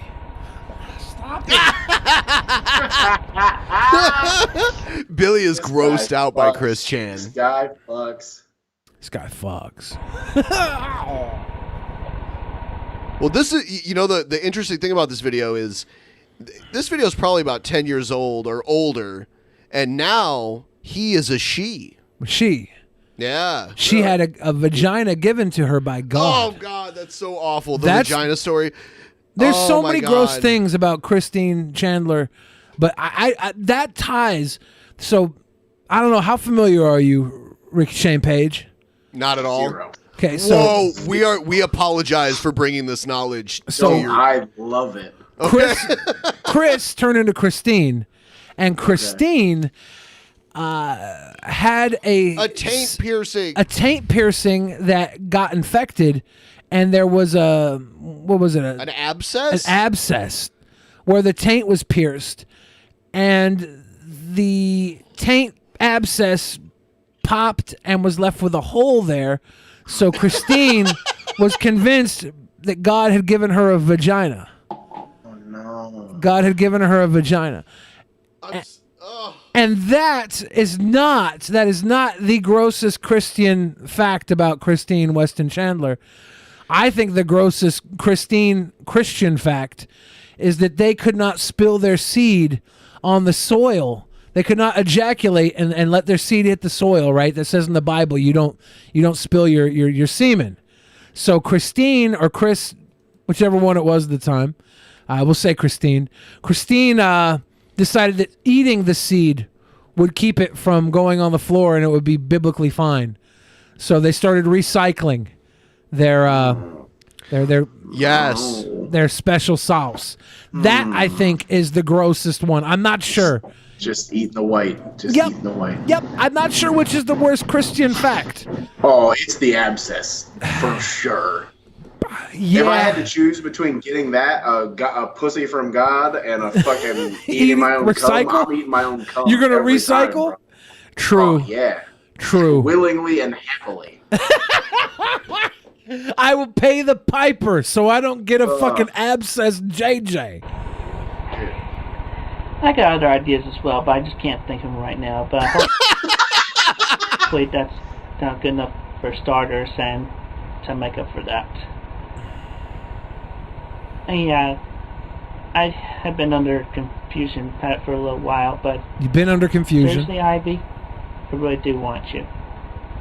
He made a lot of cringy videos to Ivy, who was his internet girlfriend that just ended up being a catfish troll. I want you. And I do love you, and I care about you. And I pray that this video does not fall into the hands of the trolls. You let me know once you got it downloaded successfully and that you're able to play it. Then I'll take it off of the media fire. Oh my gosh. I gotta watch myself.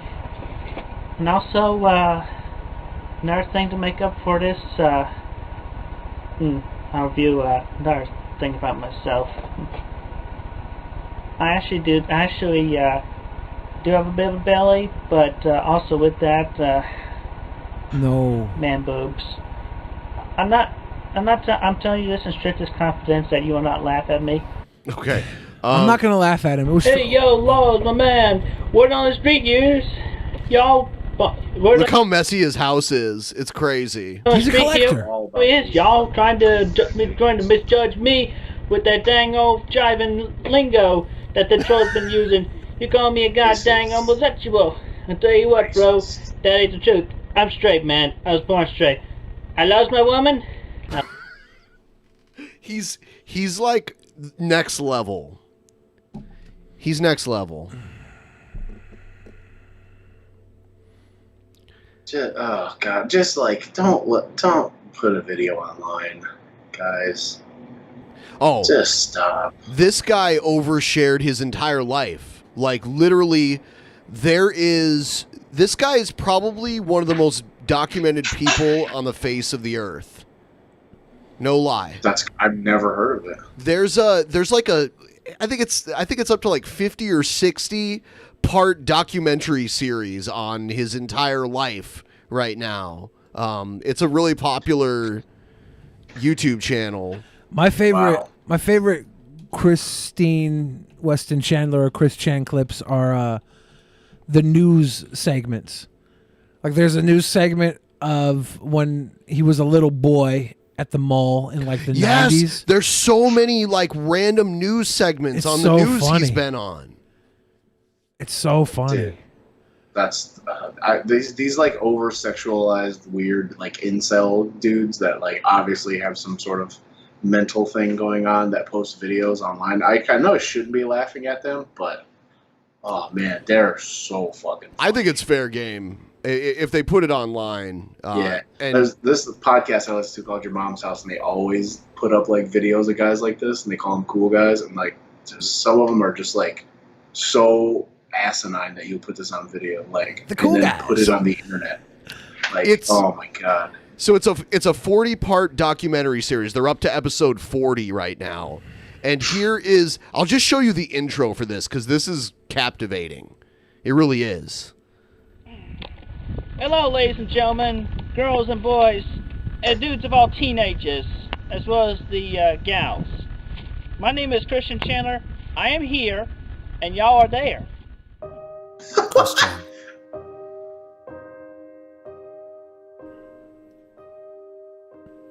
Arguably the most documented person in history. His antics have been witnessed by millions. Like literally his report cards Many from always elementary keeping school a are close leaked. eye on him. Dude, I've Waiting never to see heard of what this he person. does next. Because all you do is make me feel sad and depressed.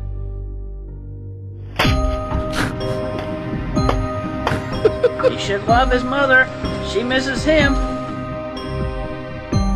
Look at all the shit in his room. Oh man. Yeah. Yeah, he spends like all of his money on like Legos and shit. And he's almost 40 years Hello, old. we're live on the internet. What do you want? Mom, hello. I love the women outside. Do not hate. Hate is not so good. Yeah, see, Christine, I keep misgendering Christine. I apologize, Christine. Christine has been on the news so many fucking times. From like the age of 4 up until now, Christine always finds a way on the news. I don't know why.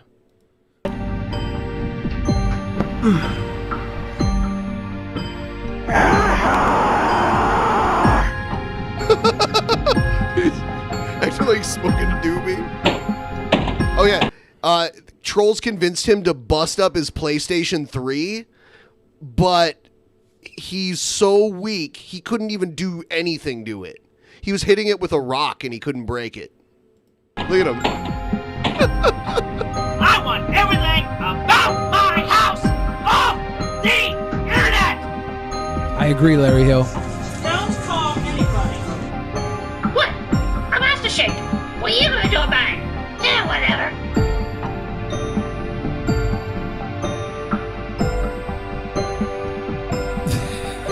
So, one of the things this doesn't really touch into is that Christine Weston Chandler, CWC created a character called Sonichu. Okay. Now, a lot of people would think Sonichu is Totally half Sonic original. the Hedgehog, half Pikachu. Half Pikachu, But yeah. that's not. No, that's not that. This is a totally original thing that just happens to resemble Sonic and Pikachu. Totally original, though. And it's not just the character that's created. There's an entire universe, Quickville, which is a secondary dimension to the world we live in. And Christine Weston Chandler is the mayor of Quickville. Yes. So she gets to go back and forth between Quickville and Earth and bring characters in. Christine has written numerous comic books following the Sonichu and his friends. It's fucking gets mad. dark. It's mad. It gets dark as fuck. It gets violent. There's racism in it. It's just unbelievably fucked up. Of course.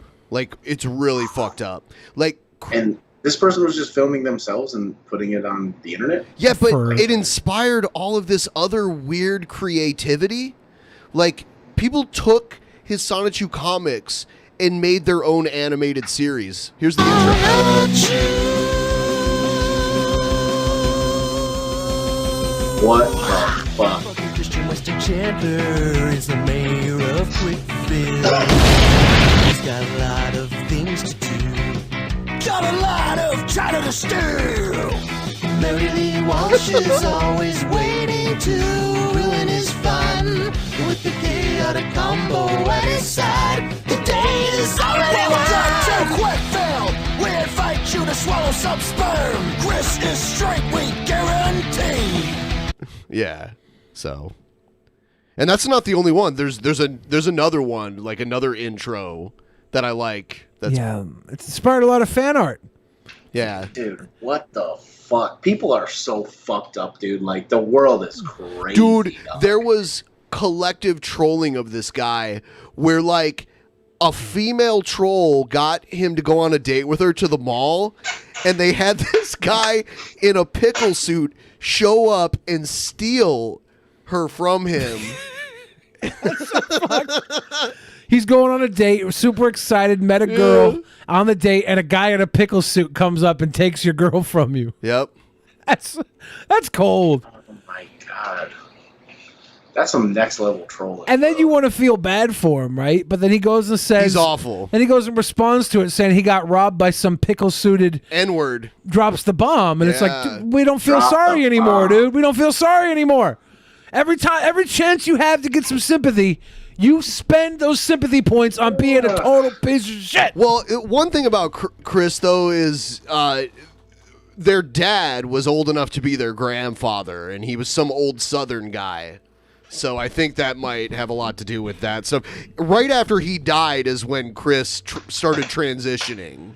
You know what I mean? Like, So you're saying that his father was like old guard Kinda South, bigoted. kind of bigot racist? Yeah, I So think you're so. telling me if you're a bigot racist, you let a Virginia. kid like Chris Chan? You heard it here first from Ben. If you're a bigoted Trolls? racist, you're going to have kids like Chris Chan, so don't be a bigoted racist. Trolls convinced him that his fake girlfriend was kidnapped and taken to Cleveland, and he drove all the way to Cleveland. Why has it always got to be fucking Cleveland? Cleveland. It's always Cleveland. Fucking Cleveland, dude. Yeah. It's always Cleveland. That's like a 6-hour drive one way. And he did it. And then had to turn around and drive right back home when he realized it wasn't real. God. Man, fuck, it's always Cleveland. Yeah, it is. At least he got a nice trip to Cleveland, though. I'm sure he went down to the Flats, saw Big Chuck and Little John, went to the Rock and Roll Hall of Fame. Let a couple of balloons go. Yeah. Yeah. Went down to the new casino we got, you know. There's a new casino in Cleveland? Yeah, there's it's a few years old. Okay. There's a casino. Yeah, I went to the one in downtown Cleveland, and it was pretty cool. It's better than the one in Columbus, for sure. Yeah, they just passed the gambling thing like a few years ago, so you could actually have like actual casinos, not those like racinos or whatever. you know? Yeah. Ohio did not have casinos throughout my entire childhood. I got my first taste of that when I moved somewhere else. Yeah. There's no native casinos because there's actually like no reservations in the entire state too. You got to go to New York for that. Yeah, yeah. I think that might be the only one nearby. Maybe Pennsylvania.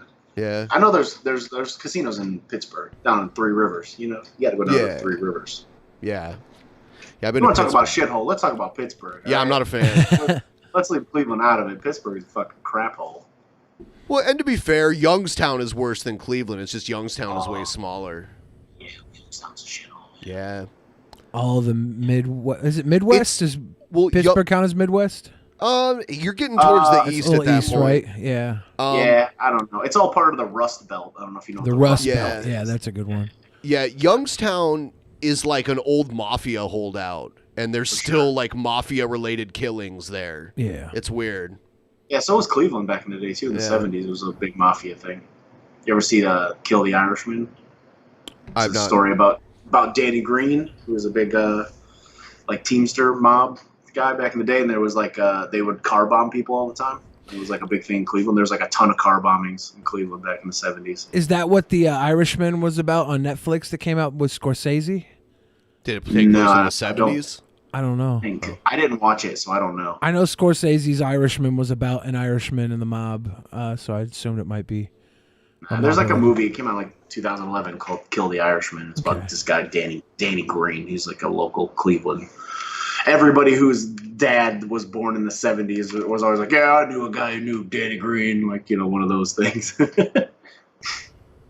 But it's always Cleveland. I feel that this Kristen got a good trip to Cleveland, and maybe that's the one thing in their life that was good. Yeah, if you drive 6 hours both ways to see a girl and you don't get to see that girl, appreciate the ride. Yeah. If you can't appreciate the ride, beautiful Ohio. Yeah. If you can't appreciate the ride, you'd never deserve the girl. Virginia's nice. I like Virginia.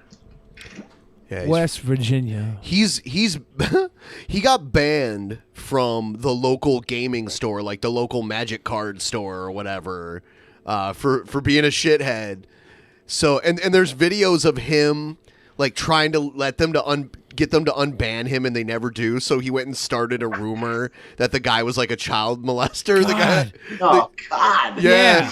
Just when you like want to feel sorry for them, you're like, I got some sympathy saved up for you, Christine.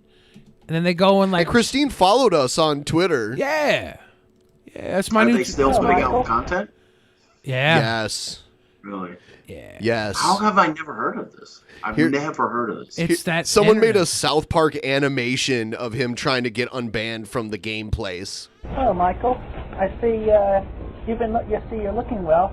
Haven't changed much since for the past almost 2 years. And yeah, it has been almost 2 years since.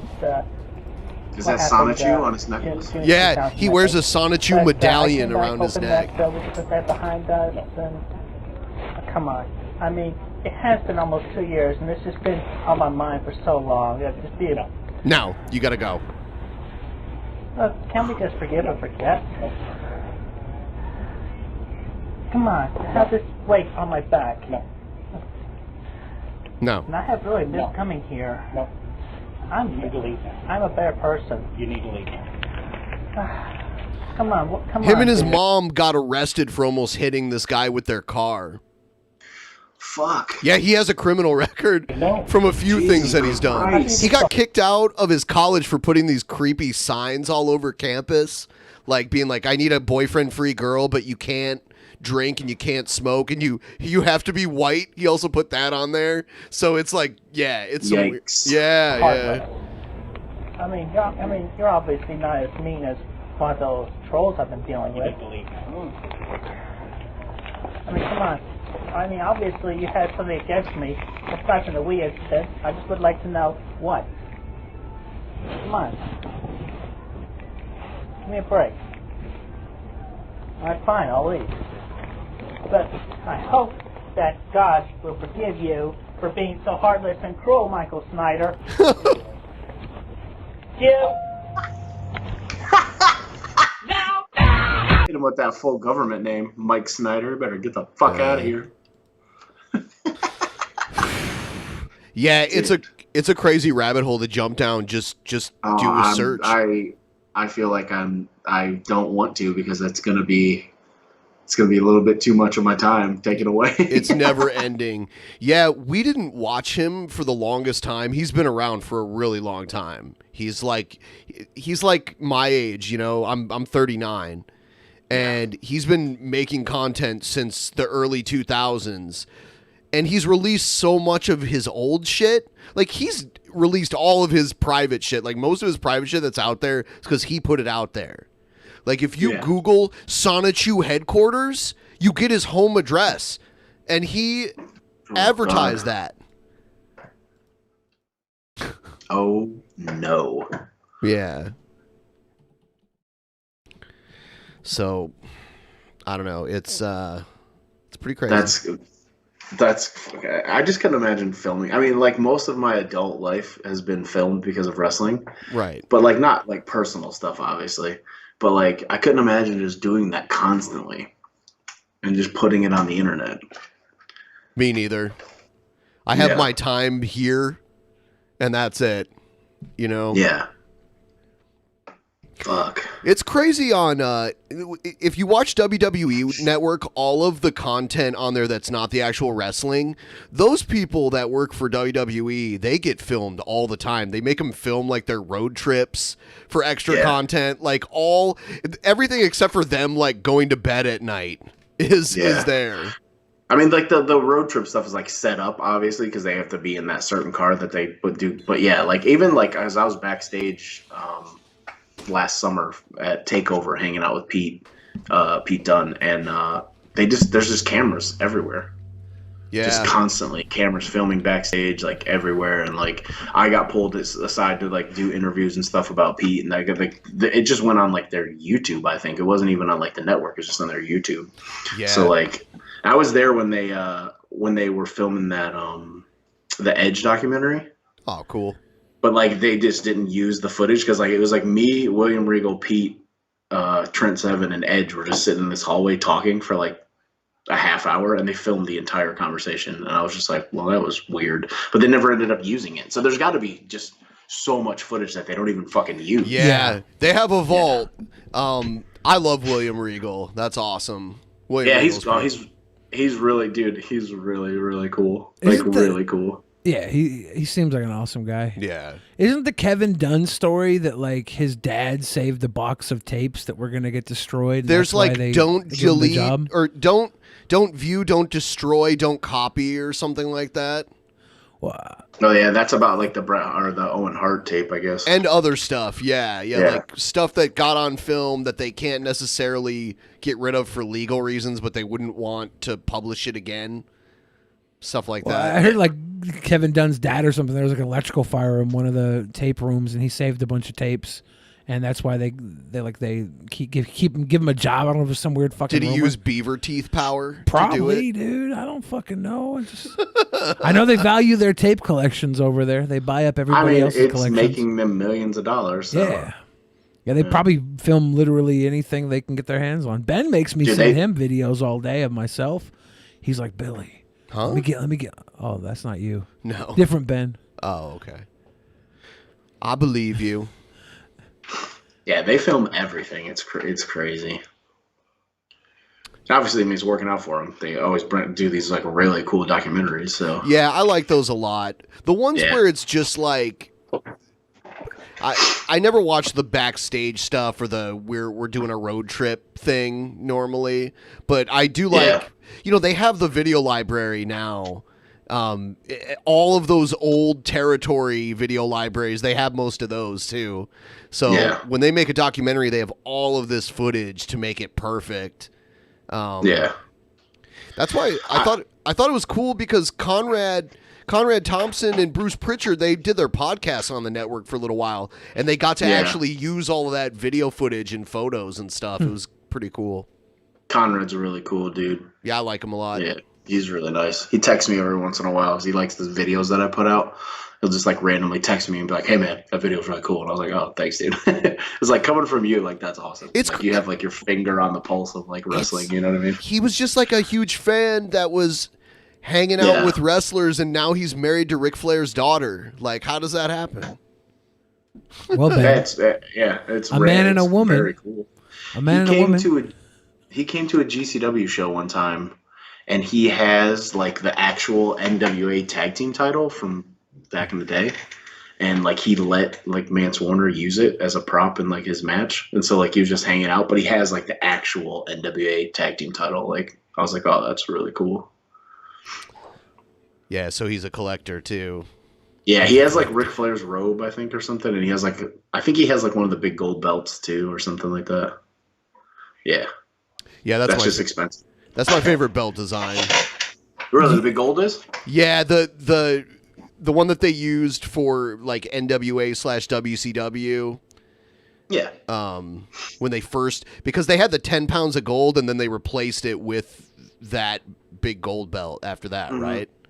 Yeah, and there was another one when Flair went to WWE, but yeah. Yeah, they had I think it was the it was like the WCW International Heavyweight Championship or Well, something. no. That one was the World Heavyweight title. Okay. And then when they brought the big gold back, that was the international title, and then they did like a unification match or something. Okay.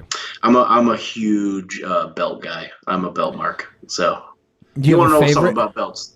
Yeah, the second generation ECW title, world title, the one like Terry Funk had at Barely Legal. Okay.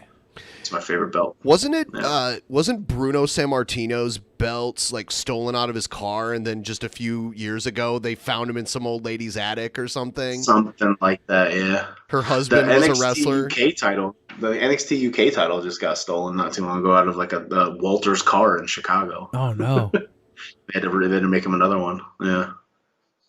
That was one thing I regretted when I met Stone Cold. He has like the old Wing Eagle belt and like some other WCW belt, and I wanted to be like, "Hey man, can I fucking look at those?" Like, but I didn't want to ask him. I'll ask him for you. I got Twitter. Go for it. Like, hey, Steve. I'll give you his number. Don't worry about it. Fuck it. Hey, Steve, this is Billy. You don't really know me, but RSP wants to come see your belt. Is that cool? Is that all right, Steve? No. What? Yeah, he's hard of hearing the whole fucking conversation. What? Worst. For those of you watching at home, we do have a goal. We usually meet every weekend. It looks like today we're not going to get it. So. You said that last week. Well, last week we did get it. Dude, last time I was on here, you guys got like $900 dono. It was crazy. I know. Yeah. That was nuts. Yeah, and they're probably just kind of waiting in the wings to see what happens. Sometimes we have to bargain with them and do humiliating things to make it happen. So I'm still in therapy over some of them. Ben told me earlier, he's like, I really don't want to have to do butt stuff tonight. So yeah, I'm still recovering from last time. Listen, guys, if you donate something, I'll go to Cleveland, okay? No, don't do it. Don't do it. No. I'll take a picture in front of the fucking Rock and Roll Hall of Fame. We go to Cleveland and pump some premium. Ooh. He's pumping premium. No. Take some more of my money, sweet boys. Thank you, Fixed Soul. 9/11 mode, not for alcohol though, guys. But I'll do a 9/11 mode and kill some brain cells. A hit for every 9/11. Compton asked Chrissy, said, "Come to Cleveland, buy a car, blowout sales." Bring back thinks I am also an artist. The one where Billy drew Chris Chan using a strap-on was great. Yeah, that was hilarious. Yeah, we could probably do that again soon. I don't know why we stopped doing that. I have another like heavily censored video of Chris Chan. Remember that one? Nope. Yeah, you remember. I don't remember. Yeah. It's out of my outside out of It's mind. like having sex with a blow-up doll or something. I don't want to see it. It's all good. We'll talk about it later. Vic, they, them said, I have full faith in the fact that Christine is an SCP. I don't know what that means. I don't know what SCP stands for. Larry Hill said, honestly, Chris Chan is kind of cute. I agree, Larry Hill. Do you? Dragon in the West said, happy Saturday, gentlemen. A quick historical fact. The Ohio River was cradle of the Native American mound builder civilizations like the Mississippians, who were the first people to domesticate tobacco. I didn't know that. Revel Kalinsky says, fuck you, Billy. Ben, what do you think of the new Anti-Flag album, 2020 Vision? I've never heard it, so I don't think anything. I'll have to check it out. I don't dislike Anti-Flag, but I was never a huge fan either. So I'm indifferent to it at this point, but I'll check it out. Spirit Flame says, we can. Let's make the goal. Thank you, Spirit Flame. Truffle Shuffle said, towards Billy's campaign signs. Yeah, we're running. Carrie says, BENPAI, why'd you bully off Joe doing his roll call show? Are you that jealous and insecure about Joe? Joe had a baby. Obviously. I want to do more roll call. Obviously, Joe's baby is a cover. He didn't have a baby. Is there a small tornado going through the house? Just Ohio things? Yeah, all of a sudden, It's like a crazy on Ricky's end. There's like a lot of wind sound. Really? It's just a little. It's just a little. I don't know. Oh, now it died off once you talked. Interesting. A little tornado, no big deal. I don't know. Maybe there might be. It's tornado season out here, guys. Antonio Kofod says, "Hey Ben, why haven't you started a wrestling podcast? Just curious. I enjoy the wrestling talk, not hating." Because such a segment of our fan base doesn't like wrestling talk, so like I don't have enough time to do another podcast like for something that like maybe half of you or 25% of you would actually consider. There's a million wrestling podcasts. True. So. Yeah. Yeah. Yeah. Instead, we'll just spend 25% of the shows talking about wrestling. I mean, It evens it's okay out. to do sometimes. It evens out. I'll come in every once in a while and talk about wrestling. Hell yeah. Hell yeah. Red Link gave us big love. Supersonic Sarcasm says, "Love you, sweet boys." Thank you, Supersonic Sarcasm. Skeptical Jesus came in. Lord of Nurgle gave us big love. Fixed Soul gave us some more love. Manny the Miz gave us some love. So here's to a good Saturday show. So thank you all very much for your donos tonight. They will go towards the retirement fund. Justin Bramman, so here's some help to meet the goal. Stitchy Shun, we love you guys. Stay sweet, boys. That was a 9/11. Show me the money. Kayla, there's a big one. Kayla, show me the money. Situation. Thank you, Kayla. Got us up over the 50% mark. That means that, you know, basically we're guaranteed to make the goal tonight. That catches us up, though, at all the donors. Thank you guys for... beautiful men still a week ahead with the weekly goals? I guess Billy finally convinced Ben to start planning ahead. Yeah, we're not a week ahead. This is the last night. This is the very last night ever. How...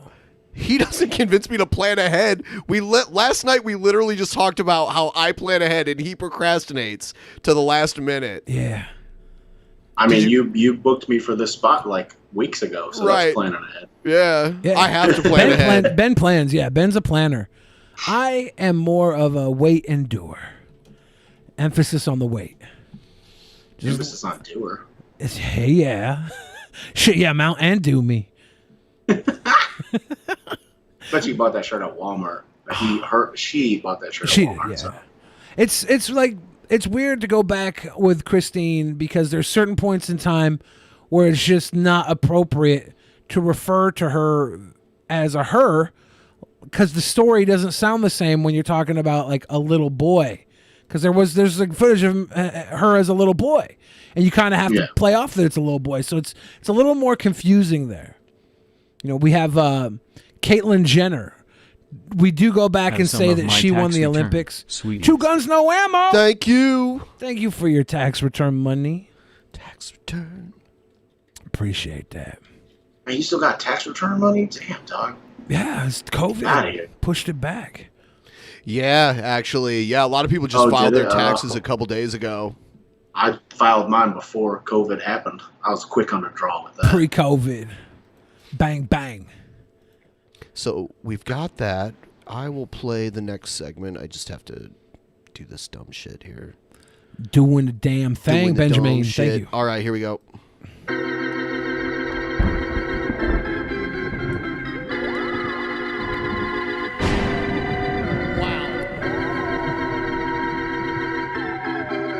I should turn off that goddamn internet. Oh, don't touch me. Don't touch me. TP, are they going to touch me? They're going to touch you. Antagonism.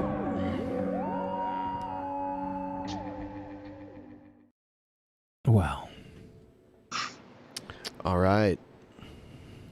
Here is... Oh, there's a lot of crazy people.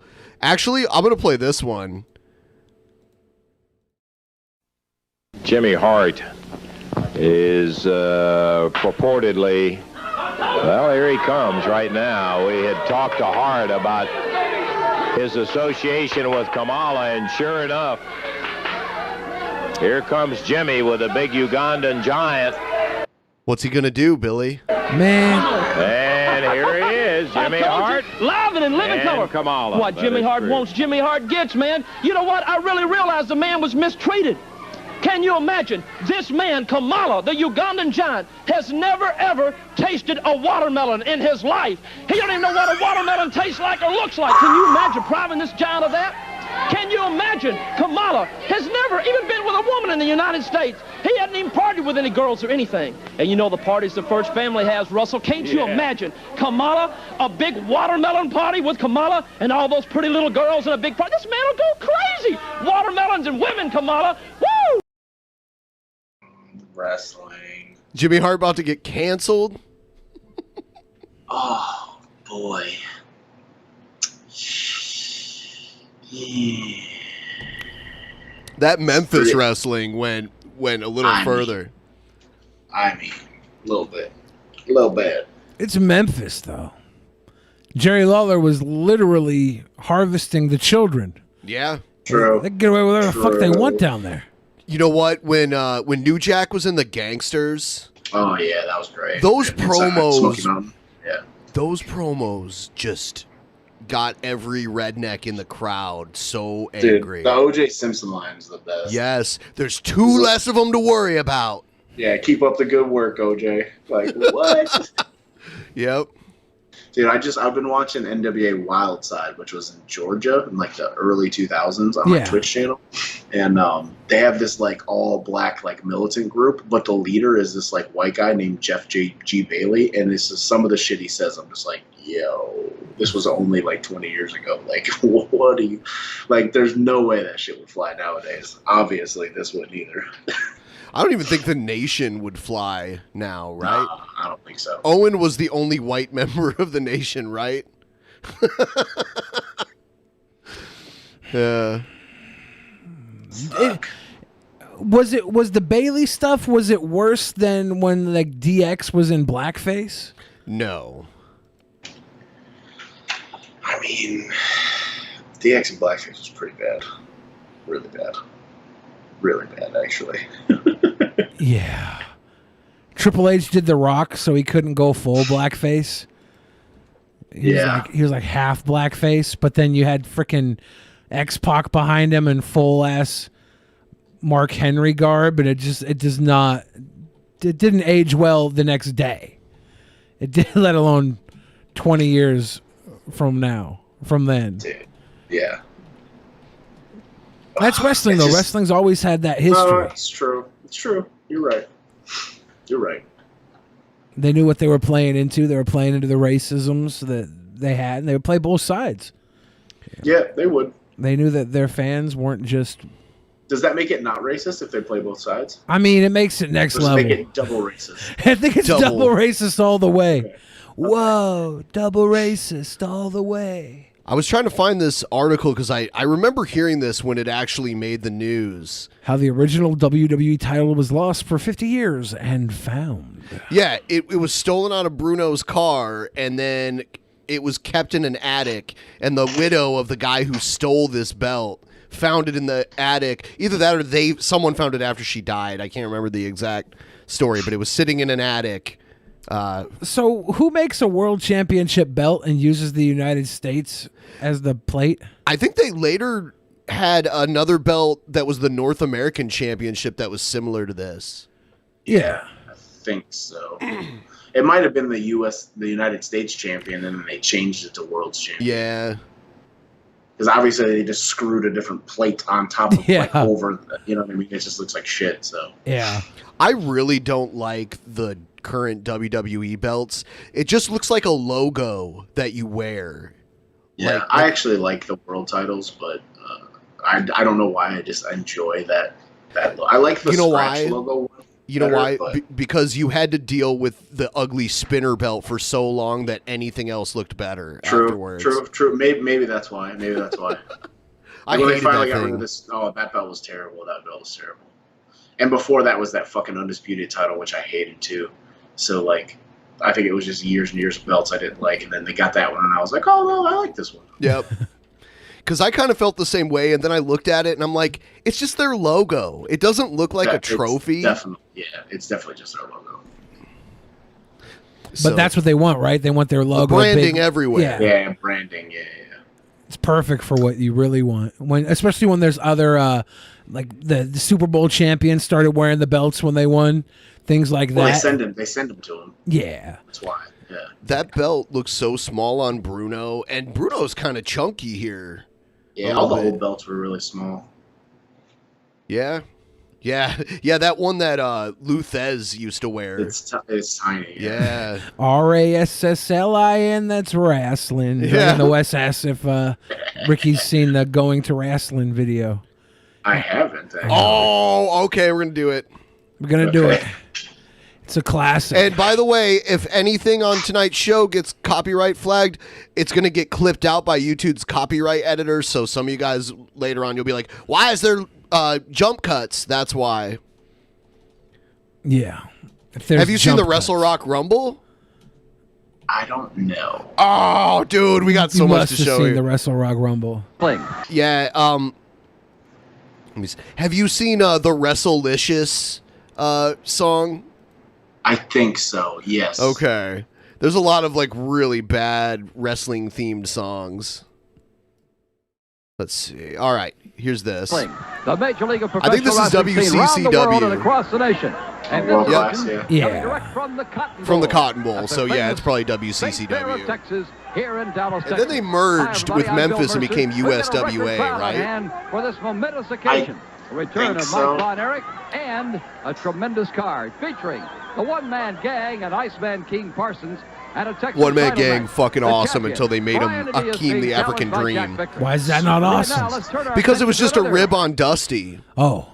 Because they were making fun of their perception. They felt that Dusty acted like he wasn't a white guy. And so they took another big fat white guy, named him Hakeem the African Dream, dressed him as African stuff, and had him do goofy dances after he won. It was a rib on Dusty. Just like Virgil, the $1 Million Man's black servant, was also named after Dusty. Wasn't Dusty's run in WWF also a rib on Dusty? They put him in the polka dots? Yeah. He was And then over, when- though. When Virgil went to WCW, WCW named him Vincent. to shoot on Vince. Yeah. That was funny. Outstanding So talent, funny. Glenn Goza as he sings. That's his whole career too. I love how now he like false advertises that Ted DiBiase will be there and just like Yeah. does autograph signings by himself. It's so hilarious. It should be RAP INS rapping. That'd be better because he's wrestling. He's there with the wrestling. He's got the little fucking mentions of wrestling, but he should be fucking right. What was the other ones that were mentioned? Wrestlelicious rap, and then there was another one. The Wrestle Rock Rumble. Oh yeah, yes. Do you have a rapping wrestler that you think is the absolute fucking worst rapping R-Truth? wrestler of all time? The most drizzling shits rapping wrestler? Is there ever a moment that stood out to Enzo you? Amore isn't that good. News? The who? PN News? PN News. I never saw PN News rap. Yeah, that was his whole gimmick, wasn't it? He was a rapper. I missed that whole era. I wasn't allowed to watch Yeah. wrestling because I pile drove my sister. Yeah, Oh, shit. it's I got true. cut Yeah. off. PN News was like his whole gimmick was he was a rapper. Here's Wrestle Rock, another 1980s AWA. Yep. On Hitler's birthday. Here to say we've got the greatest You know TA. when a rap starts off with "My name is so and so and I'm here to say," you know it's good. It's No. got to be good. No, that's not true. Oh, It's is it the opposite? Yeah. Oh, It's okay. not going to be good. There's a super young Kurt Hennig in this, and Scott Hall. Scott Hall when he's fucking huge. Oh, like Tom Selleck, Scott Hall. When he got the huge Yes. stash. Yeah. There's so much testosterone in the air. Dude, just dicks out, just hogging, Do you think- all over the place. Do you think that they packed their shit extra for this? They might have chubbed up. They're like, we're gonna, they knew they were gonna do this out the water to sell, right? Yeah, So you because think Pool Dick's the worst dick. Oh, right? Like, they I were think we can ready. all agree that Pool Dick's the worst Pool dick. Dick, Pool Dick's not the type of dick you want to show off, so they were ready for it. They're like, Yeah. dude, 100%. Everybody's gonna see this dick. We're gonna be in Vegas. They're gonna see those are the guys with the dicks, and we're excited. You made it all the way through. They're like, okay, this is the one, Bisco. And here's Vern. Okay. I bet Vern's good, right? I don't know. Greg wasn't terrible. Beating up Bruiser Brody. It's fun. Well, he's the comedy. booker. Yeah. Yeah, he booked himself as the champ for the longest time, too. Brody's actually got a bad history with going against the bookers. Oh, not good. Yeah, pretty bad history. He's not good against. He's like Owen. Yeah. And here's the last one I'll play. That's wrong. This is the terrible. That was trash. Yeah, that was fucking. This is pretty bad too. Jimmy Hart put his hand in this next one. It's Wrestlelicious, which I guess was an all women's wrestling league, but I think it was around the time of Glow. Yeah, well, it was after Glow, right? Yeah, it was This is 2000s. this is early 2000s. Oh, really? Yeah. But it was still when the women's wrestlers were like sexualized more than they are now. Well, yeah, it was like a resurgence of Glow. Yeah, I really liked it. I thought it was fucking great because I like Glow too. I'm sick. Lacey Something wrong Von with me. Erich was in it. Lacey Von Erich was the biggest name that came out of there. Yeah. Did you guys ever watch WEW? Women's Extreme Wrestling. No. Where they were just like I've seen straight up WoW. naked, and the in between stuff would just be like porn. Really? Oh, you know what? And they filmed it at the ECW arena. And There's stuff, a few wrestlers that I know of that actually took part in that. I think Ed so. Butler joining the Was choo-choo train. Annie Social part of that? Yes. Yeah, she was. Yeah, she almost looked like Christina Ricci. Huh. As a wrestler. Yeah, I know her. She's really nice. Oh yeah, she was cool. Yeah, but yeah, so now the little scandalous thing going on in the Indies is CZW is repackaging old WSU, which is like another women's promotion, and saying that it's WEW, and they're putting it on pay-per-view, and then like all the shots are the girls like with their tits like this, and it shows their ass and stuff, and it's just like none of the girls knew they were doing this, and they're like, and they're like repackaging it as like, oh, watch the CZW broads get hot and heavy and spank each other, and it's like, yo, but it's just like footage from 5-6 years ago. I'm glad that's at least in the mainstream been removed from it, because like if I want to watch porn, I'll just watch porn. If I want to watch wrestling, I'll watch wrestling. They don't need to be combined. I don't know.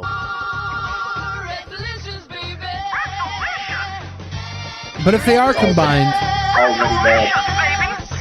make sure it's the best of both worlds. And I'm the goddaughter. When I enter the ring, it's gonna be a slaughter. You mess with me, you'll be sleeping with the fishes. Cause Tony the Top is Wrestlelicious. I'm Gloria, an all-American girl. I love to see the American flag unfurl. I'm patriotic, not the least malicious. I'm red, white, blue, and Wrestlelicious. I'm Maui, sweet like island guava, but I pack punch like molten lava. I'm the answer to your prayers and your wishes. I'm Maui and I'm Wrestlelicious. I'm Draculetta, queen of the... Draculetta. Dude, I'm so embarrassed to be a professional wrestler. Oh my god. When I touch your blood, you will scream with fright. My fangs are sharp and my bite is vicious, cause Draculetta is Wrestlelicious. I'm Lacey Von Erich, you know the name. My family's in the Wrestling Hall of Fame. My claw holds famous, it's not fictitious, cause Lacey Von Erich is Wrestlelicious. I'm Kenny Kisses Pops. Lacey was the only tolerable one so far. Yeah.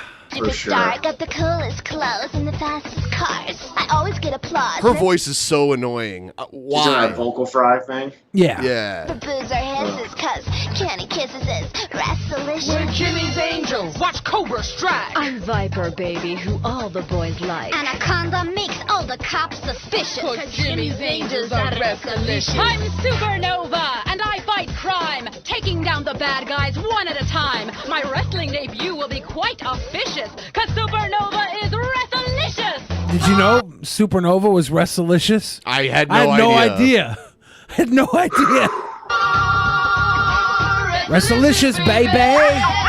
Wrestlelicious. Jimmy Hart reminds me of one of my crackhead uncles. Wrestlelicious, baby. I met him once at the Arnold Classic in Columbus. Him and Hogan were there, and Jimmy Hart acts like when the cameras aren't on exactly how he acts when the cameras are on. He's the same. He's this is embarrassing. It is. I'm Cousin Cassie from down on the farm. I'm the young and among us. I got country charm. I'll take you to the mat with my hugs and kisses. Cause cousin... A lot of these characters are direct rip-offs of Glow. Oh, Yeah. dude, they're not going too far away. This is straight up Glow, just reimagined. Cassie is Wrestlelicious. I'm white magic, got the voodoo This rap is a copy of the fucking Glow rap. I'm bigger and better than all these witches, cause white magic is Wrestlelicious. I'm Malibu. I like to ride the surf, but now the wrestling ring is my home turf. Wet or dry, my moves are so delicious, cause Malibu Mackenzie is Wrestlelicious. Malibu Mackenzie is Wrestlelicious. I didn't know Malibu Mackenzie was Wrestlelicious. I wonder if these two will be Wrestlelicious. They might be. I hope they are. Spoiler alert. Yo, this is how I roll in the ring. I step up and I take control. When I beat you down, then you know who this is. Cause Little Slam is Wrestlelicious. I'm Shauna Na, straight out of the 50s. Shauna Na, my money's on Shauna Na. My style Shauna Na. and it never misses, cause Shauna Na is Wrestlelicious. I'm I kinda actually like that Bailey, a name. big I know. guns Marine, a first-class high-ranked fighting machine. The drills are gonna do are repetition. Cause who can barely use Wrestlelicious? I'm Layla Milani, your fabulous host. I'll watch them fight from pillar to post. I may join in cause I'm real ambitious. Yes, Layla Milani is Wrestlelicious. Layla Milani. Rich and I own the show. I got the ring, I got the bling, and I got the dough. Is he like the kayfabe owner? I think he was straight up the owner. Okay. I thought he was the money guy. Huh. Like he money marked it. I thought maybe I'm wrong about that. I don't know Ladies that nobody disses, cause all my girls are Wrestlelicious. Should have said bitches. You said all my bitches are Wrestlelicious. I mean, if I had to say it. Yeah. Most of them just look like models, and they probably didn't do a lot of wrestling. That's what Glow was. So. Yeah. So that's why they got Lacey, someone who actually could wrestle. And I mean, I think they picked up whoever wasn't under contract. I don't They know. just- I don't recognize. No, none of these people are wrestlers that I know of. Yeah. Except for Lacey. Yep. Or Lacey, whatever. They tried to swoop up anybody who was like model looking that wasn't already swooped up. So Whoever lived in Clearwater, Florida, used to work at a Hooters. they went down to the Hooters. Was like, hey, you guys want to make some extra cash tonight? What are we gonna do? You're gonna pretend like you're a vampire. Yeah, can you rap? Well, let me ask you a question. Do you think that you're Wrestlelicious? Yeah, that was the interview process. Look. Can you wrestle? No, I can't wrestle. Oh, okay, that's not a deal breaker. Can you rap? No, I can't rap. Wait. Are you Wrestlelicious? Yes. You're hired. Ricky, do you have a more cringy rap moment than the one you had with me? Is there any more cringy of a rap moment than our cringy rap moment? What was that? I'm just gonna put this out there. I think I did a great job that day. You did a really great job. Yeah, for not rapping ever in my life and have zero musical talent. I'm whatsoever. saying it was when I was. We were in. I won't say that that's cringy. Well, I mean, I just wondered if you had a more cringy moment. Was that your cringiest rap moment, or have you done something since? I remember that same week. Remember when we went to all the karaoke bars? Yeah. Someone made me go do the Humpty dance at the karaoke bar because back in the day, for some reason memorized that entire song, and like I think Shilson was like, "You got to do it," and I did, and I just butchered it terribly because like I don't know why. I remember doing that and being like, "Oh fuck, I have to rap with Bill. Like I'm not going to be able to do it." No, like you were great because of the Humpty dance, and but yeah, no, that might have been more cringy. Yeah, my first ever live performance, I asked Ricky to be my hype man, and he smashed it. So almost like your Flava Flav, basically. Yeah. He was my flavorful flavor. It was beautiful. And I just didn't know if you'd like done anything since that was because like that could be your best moment and your cringiest moment at the same time. If it was the only moment. Yeah, maybe. I mean, it's my only rap moment, really, legitimate one. Yeah. It was I good remember time. like my mic didn't even work. And I remember at the end of the song, you had no breath left and couldn't do it, so I had to finish. I blew the fuck up. I finished the second song. Yep. Hot tag. So funny. That was fun though. But I would put that up against any of the videos we just watched. Hell yeah. Straight up. Money on the table. Don't even ask. Cash in the bag, man. It was great. The Locust God says play Pinwheel since Ronald McFondle is a wrestler. We don't have to do that. That's fine. What we will do is have an orgy at Applebee's. We could play cringe rap. Do you have a cringe rap? I do. I have a bunch of them. Well, that sounds not like fun, but we're gonna do it anyway, right? Yeah. Yo, safe, please. Let's go find this hater, put a bullet in his fucking head. Oh, you like me now? I'm the only critter with the good kind of furry drama. That's because Jesus Christ is my nigga. Oh, no. So full disclosure right now, we are at our normal run time right now, but normally on Saturdays, if we haven't met the goal, we do a little overtime to try and meet the goal. Ricky, just let us know if you got to go at any point. I know you're 3 hours ahead of us, so just let I'm us okay know. for now. Okay, I'll cool. hang out for it. You want to watch some cool rap videos with us? Sure. So this next one, I have a feeling, I have a prediction for this one. I have a feeling Billy's going to like this at first. Is it a like a blonde stay-at-home mom rapping? I have a feeling you're going to like it at first and then not like it at all eventually. Interesting. This is Riley Reid. I guess she's an adult film Yes. star rapping. Yes. Okay. Yeah. All right, here she is. Interesting intro. Adult Empire. Yep, there's the branding. Ride face, put that water on your mustache. Porno swag, 100 G's, Louis duffel bag. Paying pussy, make that dick have a heart attack. Who that is? Riley Reid with my booty fat. Leslie less swag. Porno cam, damn. Pimp that bitch. Women and the men.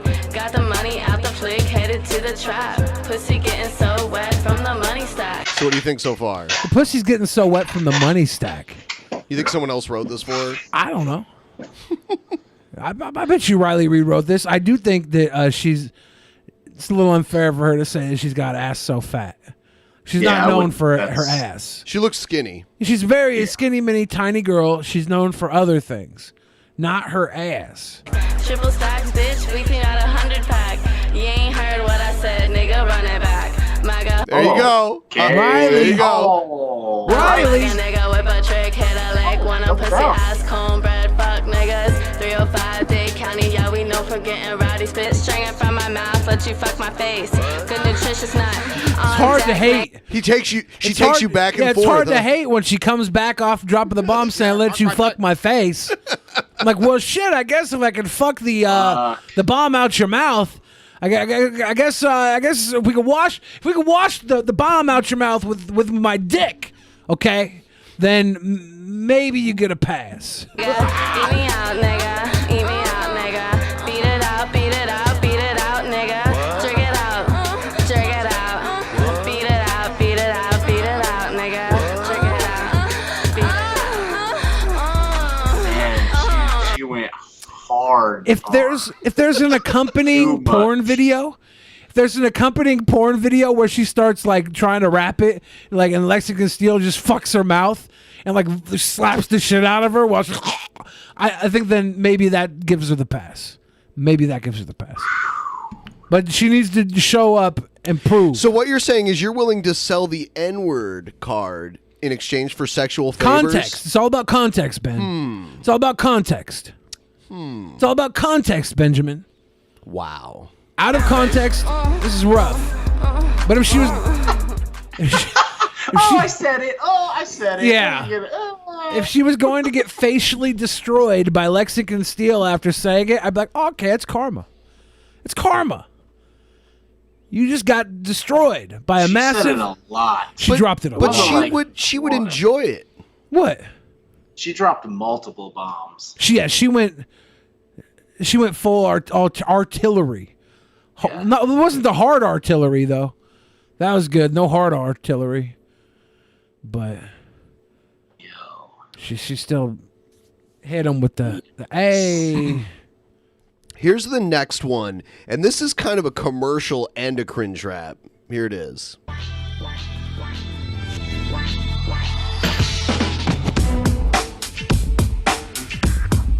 Do you think Lil Jon and Big Chuck ever did a cringe rap? No.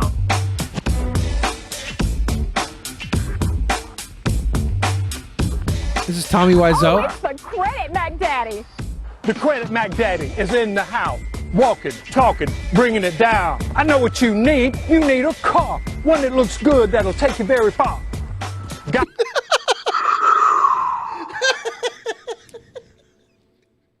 At least it wasn't in Ohio. The Credit Mac Daddy. Credit problems? Not these days. The Credit Mac Daddy gets you out of the haze. If you got a good job and $7.99, call the Credit Mac Daddy. Leave your worries behind. Georgia Car Credit in Moultrie, Is that Tifton, him? and Thomasville. Soon to be I in think Albany so. and Valdosta. Great cars. He should dress the other way all the time because he looks dumb. I would have been more okay with it if he didn't have the weird Jerry Curl wig. If he was just like a weird white guy rapping, fine. But he didn't have to go full Jerry Curl wig. That made it racist. He seems more comfortable in the other outfit, though. That's the thing. Right now, it looks like he's been hiding his true self. He looks like he's been hiding bodies in his backyard, looking like this. Like he's Yikes. Like he's part Dahmer. Yep. No credit check. It's as easy as pie. Why? What?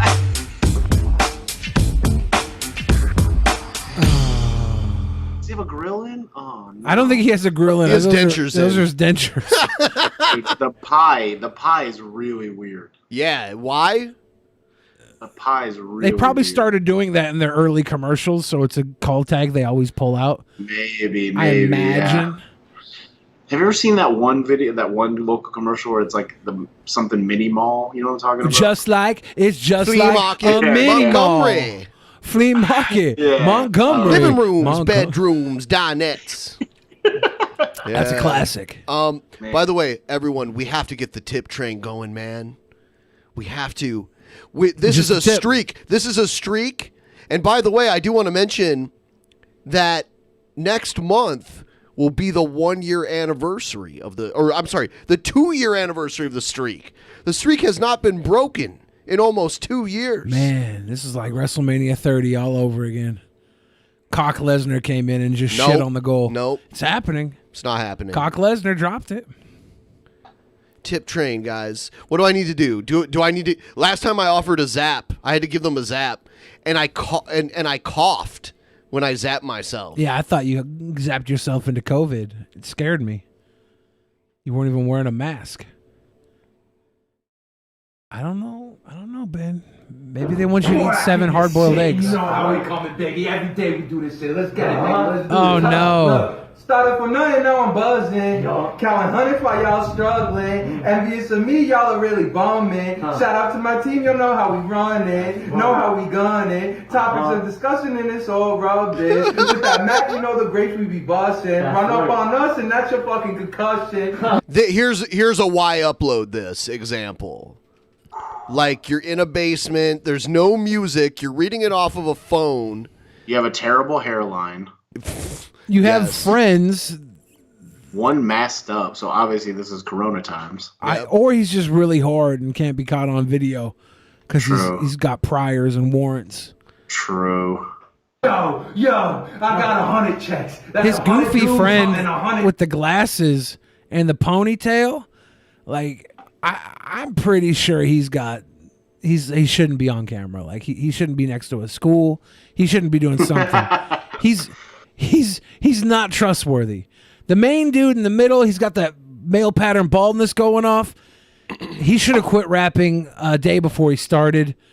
The guy in the mask, though, I think he's right where he needs to be in life. Yeah. I'm not mad at the guy. Yeah, the guy in the mask, he should be down in this basement kicking it. Next, yeah, we fucking blessed. I look like Hercules the way that I fucking flex. There ain't no mistaking. We the greatest. Take out your mom for sexual relations while you watch from the bottom like a feeding crustacean. We let out the pain through our music. Watch how we rock, boy. We the next G unit. War rack and we the fucking movement. I'll take a charge for my team because we ain't never losing. See, this is our destiny and we gonna pursue it. If you ain't on our side, then you fucking losing. Gotta lie for your own amusement. But truth is, we running the game like a train, no illusion. I hate it. Was that painful?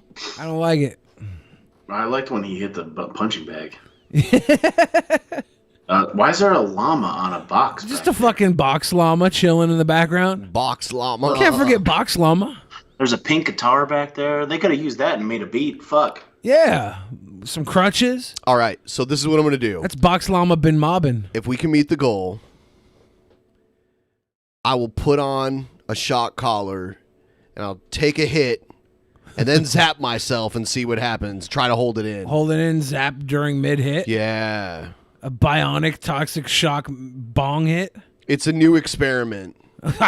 You might become a superhero. I might. Or you might lose all brain activity. That could happen. Well, this is dangerous. Yeah, I'll do that. Here's a high Billy that Egghead sent me a long time ago, and I didn't play it, but now it's relevant based on the last episode that we watched. You'll see. Hi, Billy. Any last request, like for a cup of Wilkins coffee? No. You don't drink Wilkins? No. How shocking.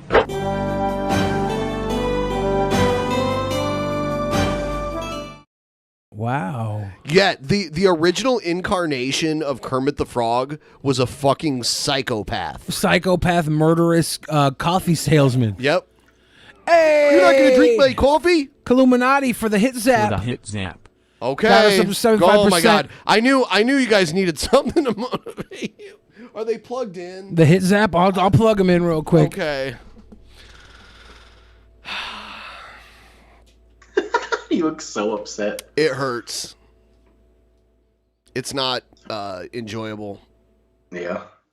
I would never put this on a dog now that I know how it feels. It's like, I would never do that. Because it's that bad.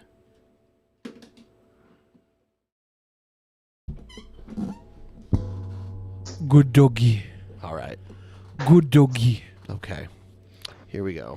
And for those of you that want to see actual High Billy, if you didn't catch the private show yesterday, I did a fucking weed. We watched a bunch of videos.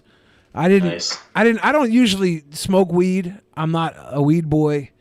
I got too high. No, you know what? It wasn't just the weed. You literally ate a bucket of chicken wings, a whole fucking steak. You ate it like a sandwich in your hand. Like an apple. Nice. And then he ate like 2/3 of a sweet potato that he said It was like 1/3. I don't know why. I was just high, so I was munching on it. Yeah, that's what I think part of your issue with weed is that you get really high and eat a shit ton, and then you can put yourself into a food coma. Yeah, no, I get so high and so hungry. The munchies are like turned on at that point.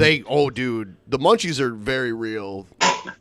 I don't like getting high anyways, but the munchies added on is torturous. I liked you high yesterday. That was an interesting change. I liked it. At one point, and we're getting positive feedback.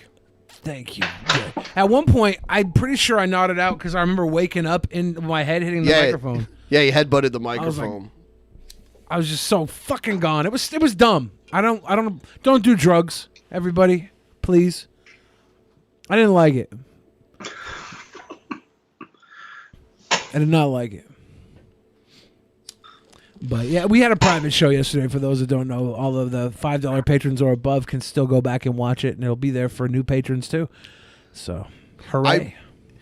I really want COVID to end so I can go to live things again, because I like to go to concerts and sporting events and shit, and it's really ruining all of Have you been able to go back to work yet, Ricky?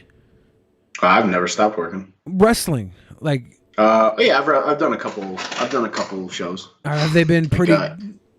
They've been Indiana. There's like you're allowed to have like 200 people, and like then next weekend I'm going to New Jersey, and it's like an outside show. And I think the cap is like 200 people in New Jersey. You have to be wearing a mask and stuff like that. It's probably all sold out now, huh? Yeah, they went. It was GCW. They went quick. Oh yeah. They draw really well, and then in like 2-3 weeks, I'm doing King of the Death match in Indiana. Ooh. Live on Fight TV. You can order it for the first time ever. Cool. First time ever. It's live, so you can actually watch us morons mutilate ourselves.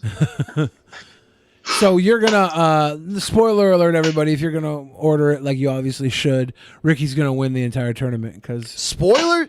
Whoa, dude, you get mad when everyone else spoils things. Different when it's your boy. I am a former King of the Death match, so yeah, it's happened before. So it's gonna happen again. Is it like a title you hold for a year, basically? Yeah. Yeah. King Like of the King of the Deathmatch. Ring, basically? Yeah. Except Yeah. it's gruesome. It's mad. Of course. I'm the 2017 King of the Deathmatch. And the 2016 Tournament of Death champion. And who puts on this show? IWA Mid-South does King of the Death, and TOD Tournament of Death with CZW. I'm one of 5 people that have won both, actually. Wow. So that's actually a stat that I'm actually proud of. That's a good stat. You're such like you're the deathmatch fucking king. People want to watch me get to the, zapped. I to the hate point where like the greatest wrestler of our time went to you when he was looking for deathmatch guys, right? Who's Steve that? Austin came Let's for give you. This goal me fuckers. Kitty Yeah. screams. Yes. Whoa. Now I can Waiting feel in the wings. I can feel Ben take this cough hit. I fucking hate this. I can feel it coming. Thank you, Kitty. See, Stone Cold is definitely up there. There are other wrestlers that I like more though, but Stone Cold. Do you think he's the best of our time? Really? Yeah. Really? Okay. I agree. The only thing that sucks, and I think this might be the Tupac effect, is that he was taken out too soon. But Yes. Yes.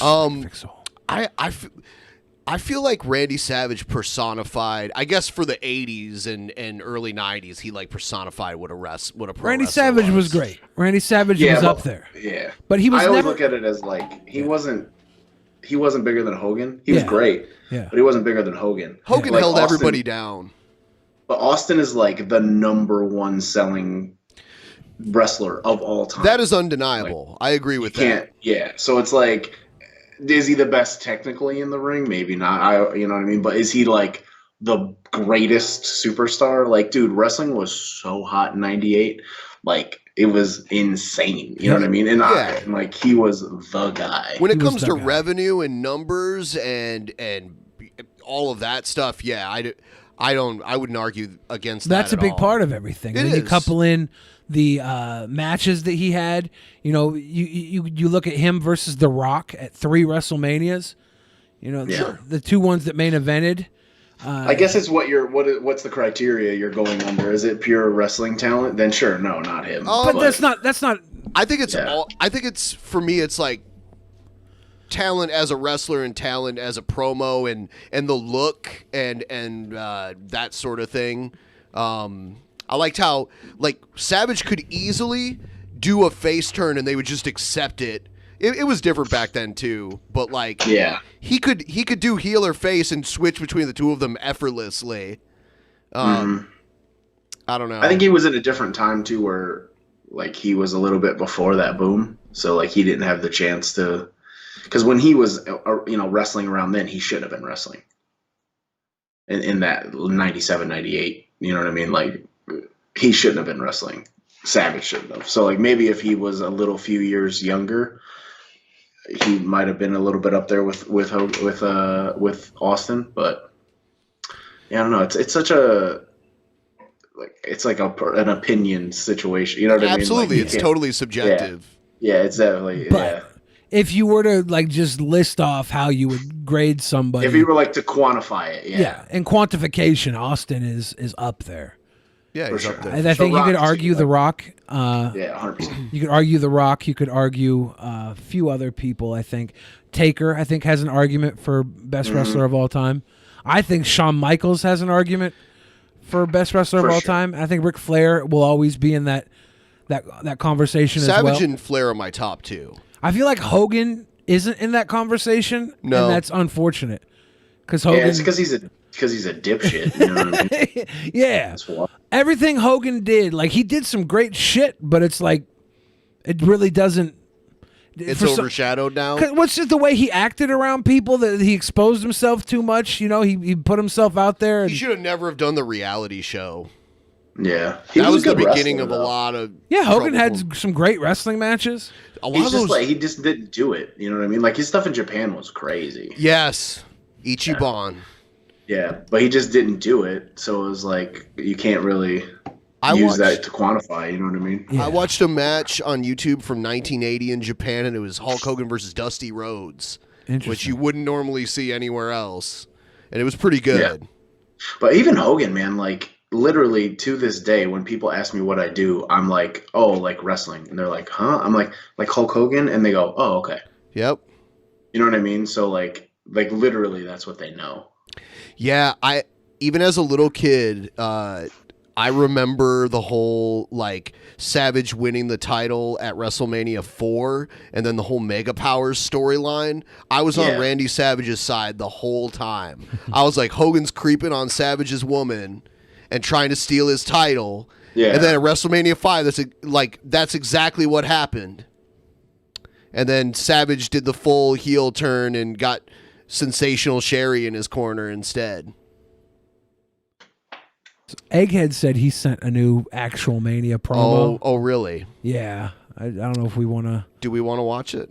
I mean, we got some time to kill. I bet you maybe Egghead could get some promo advice from Rickey Shane Page. Yeah, he probably should.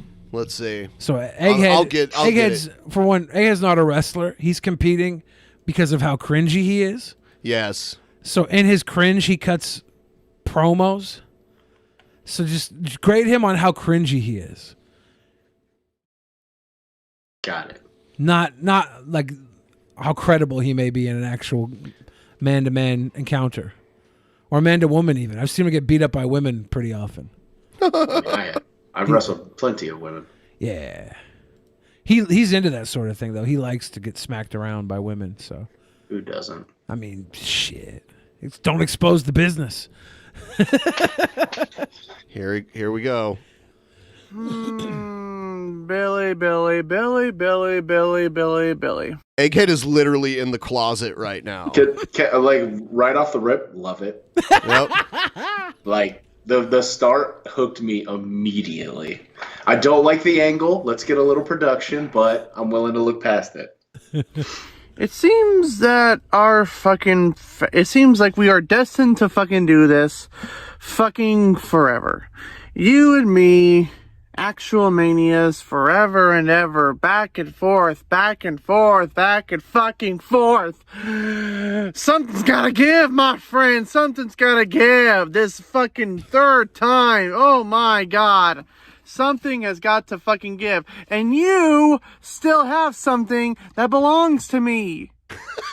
You still have yet to fully 100% embrace the fucking cringe, my friend, my dude, my pal, my confidant, my eater of a fucking world, eater of fucking hearts or whatever. I don't fucking know.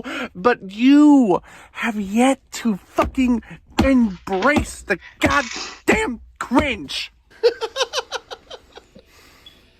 So now, we have to fucking do this the old-fashioned way. We have to fucking do it the old fucking fashioned way.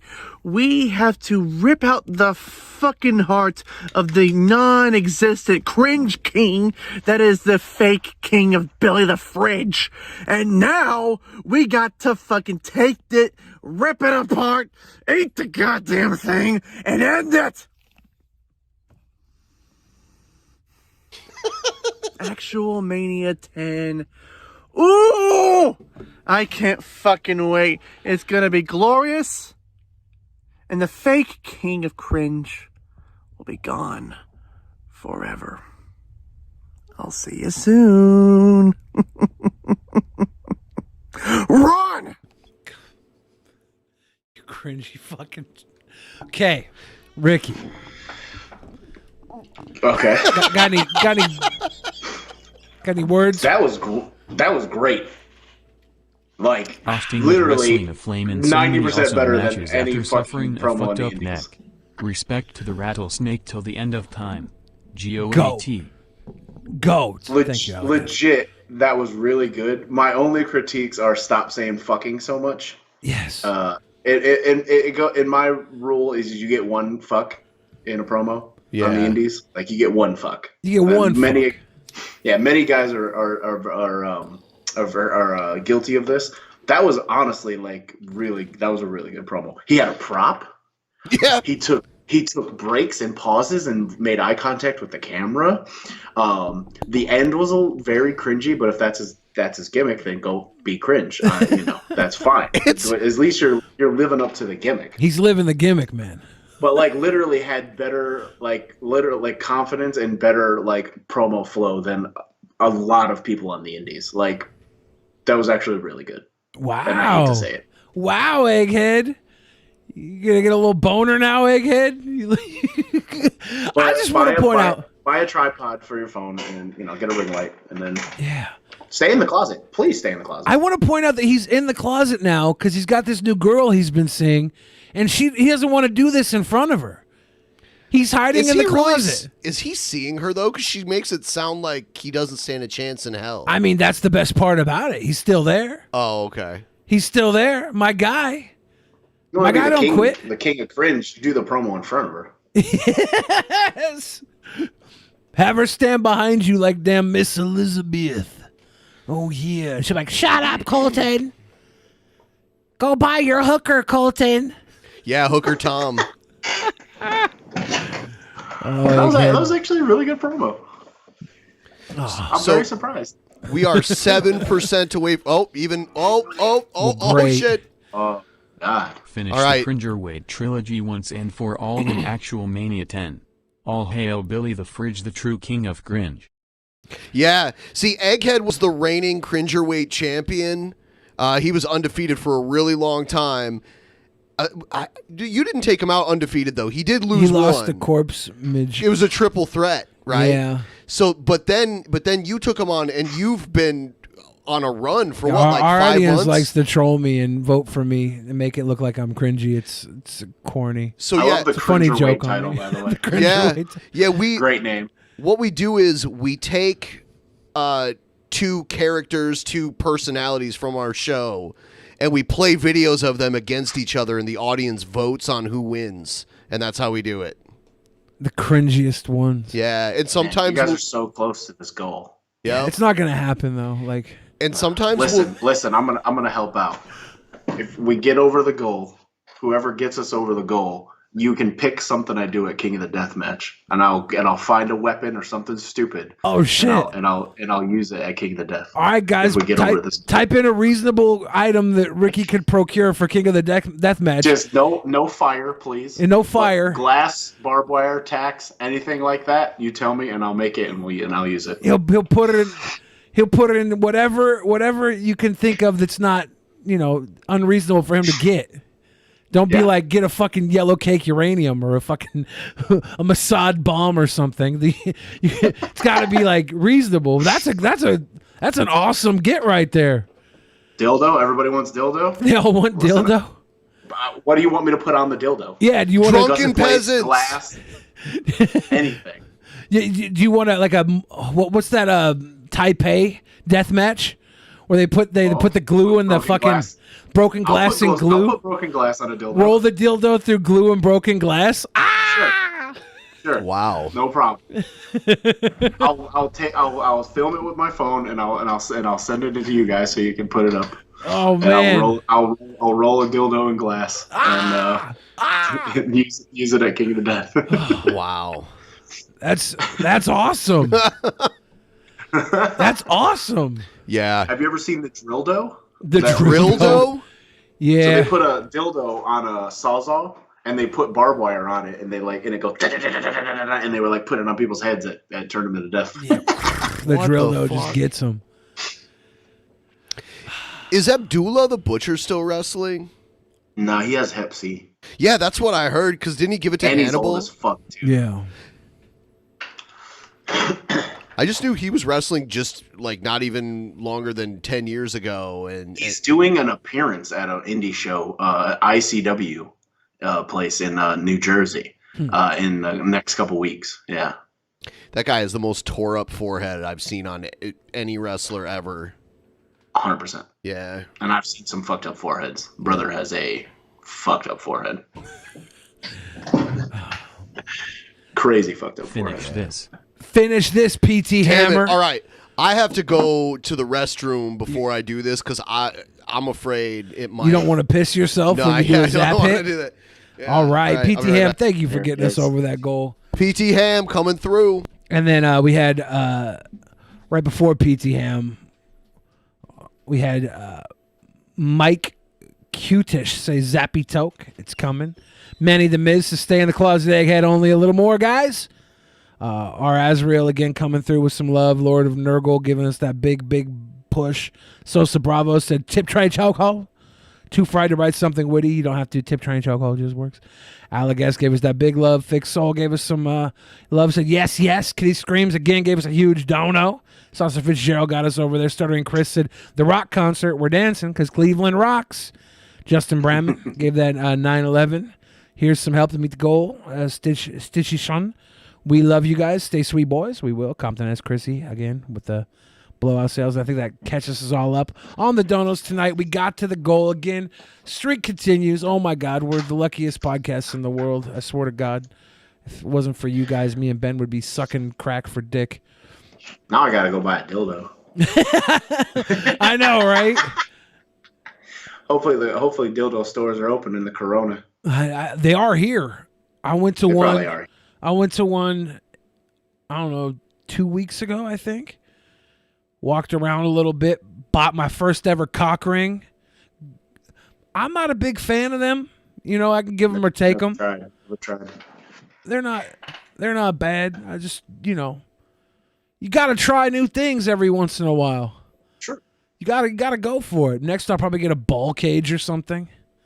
Ball cage. I don't want a ball cage. I'll just probably get one because I'm stupid. Try it out. If we have to, maybe we can have you one sent via Amazon if they're all closed out there. Might be able to get you there's like one porn store in the town I live in, so I'll go. It's old Sorillas. I'll go check it out and see if check the dumpster first. See if there's any throwaways. Yeah, the old batch, right? The old batch. Damn it! There were sounding things at the dildo store I went to, or the porn store I went to. They had these tiny little dicks that looked like they were like straws, and I was like, we were like, oh, that's a cute one, and then we looked at it, we're like, wait, that goes down the pee hole? No, thank you. No, thank you. No, I don't want anything in my pee hole. Nah, it's not the play. No, the one thing I recommend everybody do if they want to get into sounding is just take a blow pop, jam the stick down your pee hole, and then give your partner a mouthful of Pop Rocks. And that's called the candy shop. That's the introduction to sounding. What is sounding? Sounding is when you put stuff down your pee hole, like you bang yourself with a pee hole. Oh no! It's not. I don't say we should do it. I don't think it's a good thing. I don't recommend it. I got some memorabilia recently. See, I got all of their autographs. Oh, that's cool. Yeah, it's pretty cool. Eric Bischoff, Tony Schiavone, Conrad, Arn. Bruce Pritchard, JR. Yeah, yeah, it's pretty cool. He's trying to deflect from this. Is that hit right now? I know, right? No. I'll do it. All of my autographs of old men are like Jeffrey Epstein, Bill Clinton, Donald Trump. I like how you named real stuff first. Well, it doesn't pull them together if you don't start off with Epstein. You're like, oh, he collects presidents' autographs. No, I collect autographs of people who rode the Lolita Express. I don't.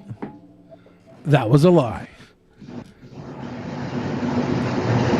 Yeah. Uh-oh. We need you to talk, Ricky. The tornado's coming back. Oh. Every time you get It's too probably like an comfortable. air conditioner or something. You got It is. I do have it. I have a central air in my basement. I didn't think Mike picked it up. It isn't when you're talking. Yeah. You have like a noise filter on it or something. Every once in a while it comes through, but it has only been a problem 2 times tonight, which is not bad at all. My bad, guys. Not bad at all. Oh, no, it's good. Yeah. Gotta soundproof this little corner of my basement better. If you talk, it completely negates it anyways. So Okay. we just have to be like, Ricky, do a bark, and you're like, just constantly talking. Perfect. I'm gonna have to like set the bong down before you shock yourself. Yeah. So hold it. Just let Billy shock you. He's such a. He does not like it when other people shock him. There's the bong hit. Bong down.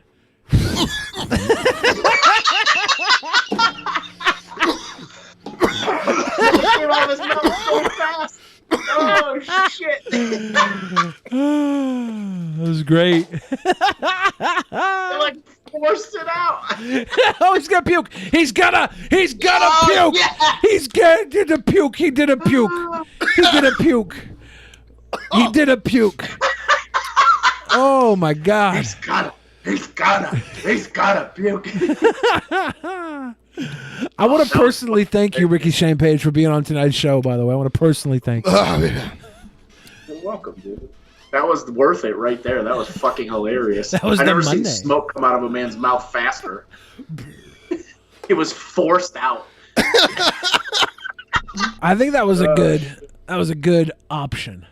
A good goal. A nice shock toke. I like that. Last dildo, shock toke. A little shock toke. You okay, Ben? Ben, are you all right? Yeah, I'm all right. You do it. I'm all right. You might be doing a die. Yeah. This is all like a Lawler. We need the medics here. Ben's about to have a Jerry Lawler moment. No 14-year-old. Scotch. God, you're so fucked up. Poor Jerry Lawler. All he ever did was control Memphis wrestling and sleep with underage women. I shouldn't call them women. Underage girls. Yeah. He's not mentally prepared to talk again. I think. Are you high too? Done. Yeah. He's done, Steve. Yeah. Yeah. Ben's high and fucked up. Yeah. Egghead says he's already got a second promo ready to come for next Tuesday. Oh, I was like, you're sending to me now? No, he's just gonna send it to you next Tuesday. But he's fucking fired up, dude. Egghead's fired up. He better reshoot less fucks. That's all. That's my advice. Yeah, less fucks, Egghead. One fuck. Yeah. You know, it's funny because I have so many Egghead promos because he sent me so many of them that there's let me see. Copy link. All right. I'll play this one for you. This one's for Actual Mania 5. Way back. Yeah. It's taking its time to download. Taking your precious time, download. We'll pretend like it's already ready to go. We're just stretching it out for the audience. Blah, blah, blah, blah, blah, blah. This is us building up suspense. That's how you storytell, kids. Write it down. All right, here it is. Colton in the... So, this is what we're doing for Action Mania 5, huh? Oh, shit. Hold on. Triple threat match? Uh-oh. Okay. So, this is going to be a fucking fun match this fucking Friday. Did Egghead break it? You know what? I think he did. Let's Hold go on. ahead and Job, talk about Egghead. the actual fucking There he is. competitors, shall we, while we go on this little fun little drive. We got Corpse Midget. God, I haven't seen fucking Corpse Midget in a long fucking ass time. Mainly because, where the fuck are his videos? Oh yes, that's right. Once DP started covering him, all his videos went kaput. Gone. Whatever. They're gone. They're no more around. Then we got the fucking Why Be an Atheist fucking and, you know, Did he cut one of his fucks out? I don't know. Fucking cringe. You missed all the other fucks, Egghead. The more I fucking watch this guy's videos, it's not really cringy. It's more fucking laughable at this point.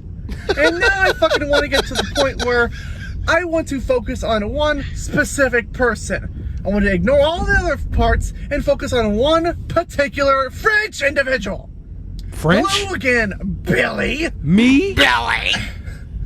You are literally doing everything in your fucking power to take away my fucking title. Really?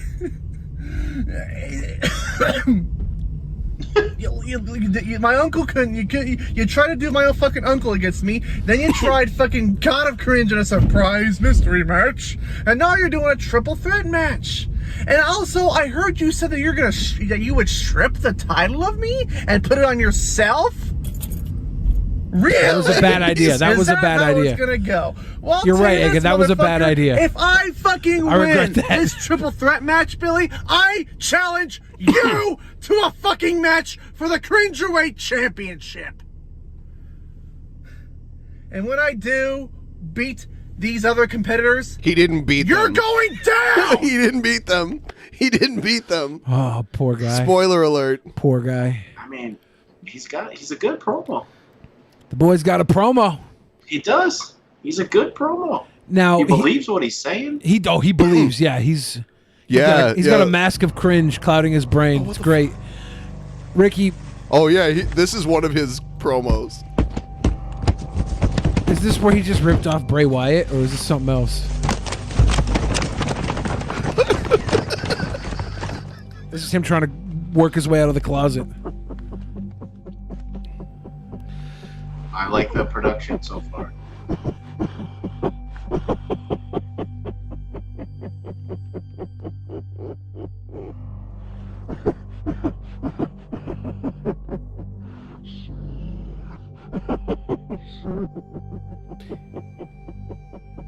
It's like a vignette.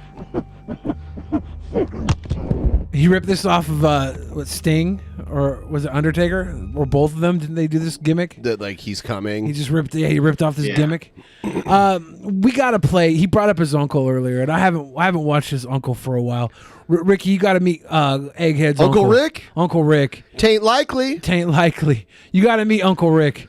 This is probably one of the hidden gems of Egghead. Which Uncle Rick should I play? Fellow Rick. I mean, I don't know. Maybe one of the commercials from the Levi jeans. Him and his dad and his Uncle Rick. They're just, it's special. It's really special. Play one of the Levi jeans commercials. I don't know where those are off the top. Aren't they on like Egghead's old ass channel? Egghead, send those to me. Egghead, link it now. Egghead, yeah, link it in the link the cringiest in a Discord DM. Link the cringiest commercial from your uncle and papa. We want to watch it now. Hurry, Egghead, now. Link it now. I'm tired of waiting. I'm tired of waiting. You should have had this ready. I'll just play a different one in the meantime.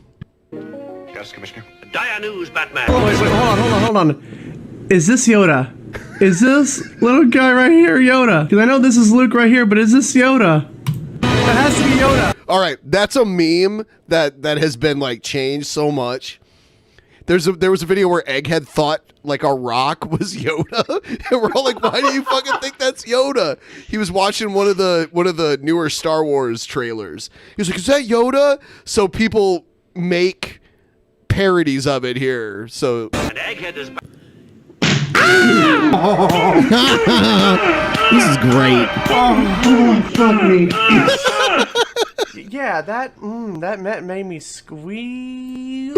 That made me squeal like a little piggy. Whee! I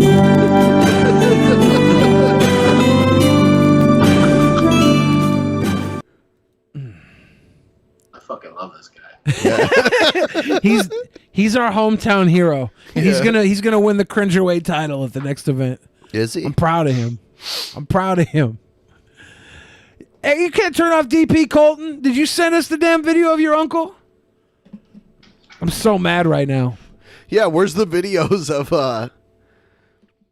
I'm gonna look it up myself, Egghead. Don't make me do this, Egghead. Don't make me do this, Egghead. Don't make me do what I'm asking you to do. Because I'm lazy, Egghead. Tain't likely. Okay. You know what I love about these promos too? They're not too long. No, they're not. Short, sweet. I'm into it. To the point. Good job, Egghead. He does go a little long sometimes. He's not sent. Oh, hold on. Did he send it? Did he send his uncle? I'm looking at his old videos. I swear I saw them. All right, I've got them. Spec Thank sent you. them to me. Thank you, Spec. Let's watch Uncle Rick and Papa in action. Crazy capers. Egghead comes from a cowboy family. A Yes. family Love of it. cowboys. Howdy, folks. I'm Rick Simpson. And I'm Larry Simpson. That's Egghead's dad, the other What one. you're about to watch. That's his uncle and the other guy's his dad. Zaniest commercials you've ever seen. That's right. Over 20 years worth. They own a Well, cowboy we've got museum. Old cars, old planes, and a whole lot of horses. And the best part, a bunch of crazy old characters. Plus a new section of bloopers at the end. So pull up a seat and enjoy. We hope you have as much fun watching them as we did bringing them to you. You bet. Just put your feet up, relax. Come on, let's get started. Oh, now Egghead sends the link when we already have it. What's the ruckus? Paul catched his head on a limb. Is he out cold? Colder than a bullfrog in a hailstorm. We sent for Sawbones. We was racing to town to get some of them tough Tony Llama boots. Look, he's dreaming. He's smiling like a hog in the sunshine. Boys, I'm heading for Hollywood. And leave us, Paul. Oh, I hate the kisses. Oh, they might not sell them long-wearing Tony Llama boots there. If and they don't sell those tough Tony Llama boots, that I ain't a-going.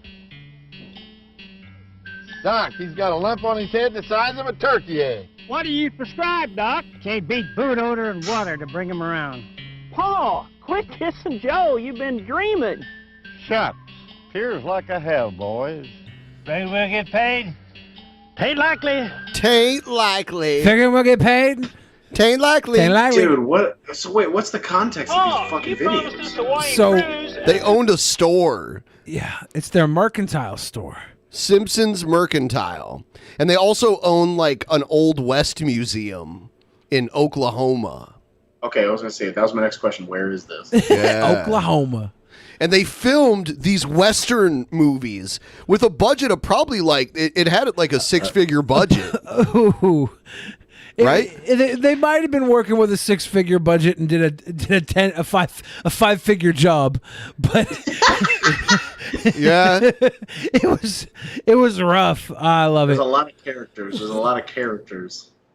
Oh yeah, this is ridiculous. I don't know if all these guys worked at the shop with him. If these were all the co-workers. I don't know. I don't know who the old everybody man is Egghead's grandpa. Yeah, the Tain't Likely Yeah, guy. the Tain't Likely is Egghead's grandpa and his Yeah. uncle and his dad and all their buds. And they sell jeans and fucking boots. And then they were like, we made all this money selling jeans and boots. Let's make actual movies. And Yeah. They get together and they get all these old men together with like really young girls. They pull off Model Mayhem. And they do really bad Westerns. It's so cute. It's so cute. Yeah. Let's get one of the trailers. And then we'll call this episode an episode because okay, we can go all night on Egghead. We've done it like 7 episodes before. Yeah, it is true. It is true. Egghead fucking rules. You got any shirts, Egghead? You got a pro wrestling team? Yeah, stuff? Egghead, you gotta start selling some. That's what gimmicks, you dude. need. You got any merch, man? You got that merch, Egghead? I think Pro Wrestling Tees has like a podcast section. I don't know if he has a podcast. He's a streamer or something. He's a big wrestling fan too. Really? Yeah, he is. They made a movie before Guns Along the Bravo that was so bad they don't even consider it canon. Wow. So Guns Along the Bravo was the first one they publicly admitted to doing. Oh, the Speedy Adams. Do we have that clip? Oh my God. Yeah, damn it. See, this is why I say we have to end it, because we could go forever with Egghead. Because he's in one of the movies as a kid.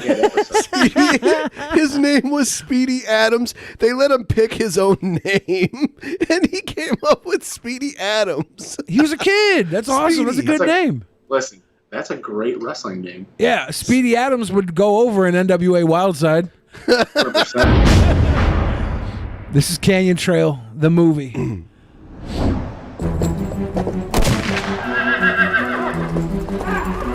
Only one thin dime, yes sir, one thin dime. That's all it's going to take to see the huge The man acting eating is so bad. It doesn't look that bad though. Yeah. Talking me. Yeah, they put some money into You it. another lick with my skillet.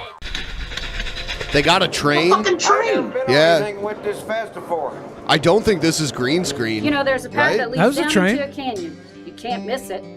Hardly anybody goes down there. Saves you a whole day. You could see all the electrical outlets in the background of that restaurant. Yeah, that was it was cute. Yeah, we were like, huh. Yeah. It's like big money wrestlers. This is old money wrestlers. You all are trash. My ma sent help and be after me. There's one of the Model Mayhem His models. partners ain't dead already. Hell, we'll walk right in the prettiest party you ever seen. Hold it right there. United States Marshal Trevor Cooper. This guy was the put only your hands actual up. actor in the movie. He was in like 100 movies or something. Yeah. I told you no. The boss will be here tomorrow. I told you no. A blonde teenage girl is for some reason in charge. Yeah. Like I said, all over the place. Just one dose of this marvelous elixir every morning. That guy looks Keeps their grody. system so lubricated I cannot tell what they're the fucking afraid plot to of this sneeze. movie is from the trailer. That's why for the last There is none. We watched it and we couldn't tell you what it was. It has like multiple endings where you're like, okay, it's gonna end now. And it's like, oh no, it keeps going. See, Egghead's uncle right here is Stormy Lane. Uncle Stormy Lane. Uh-oh. There's Egghead's dad on the What left. have you two been up to now? Yeah, like all the girls are like in their 20s in this movie. Well, For some- there's going to be a big gunfight. Thought I might get up here for a good look. I love this guy. Well, you boys be careful. He just got his own little boy there. Gotta have your own boy in the West. Yeah.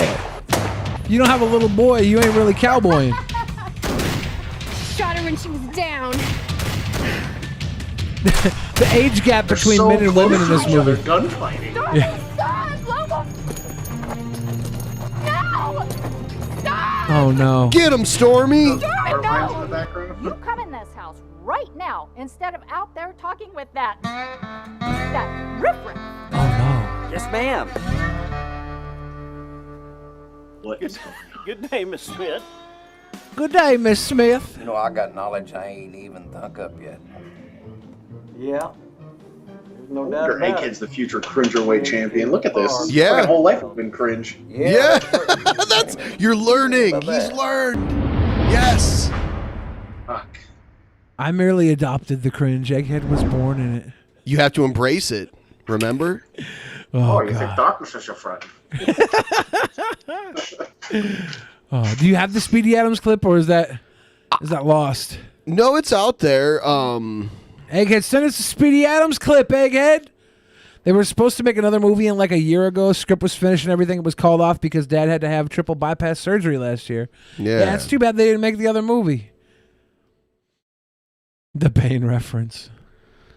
Oh no. It's in your blood, Egghead. It's in your blood. I loved it when we forced Egghead to act it out, to like reenact the scene. He did good. He hated it. He done good. Now I see where he gets his promo skills from. Yeah.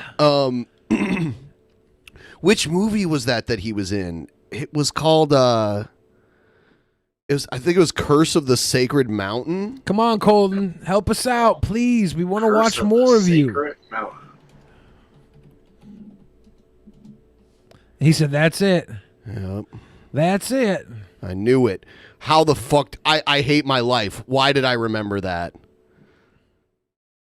There's room for better things in my memory. Why did I have to remember that?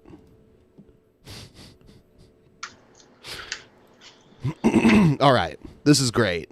I love it. Let's go. This is one of the older movies.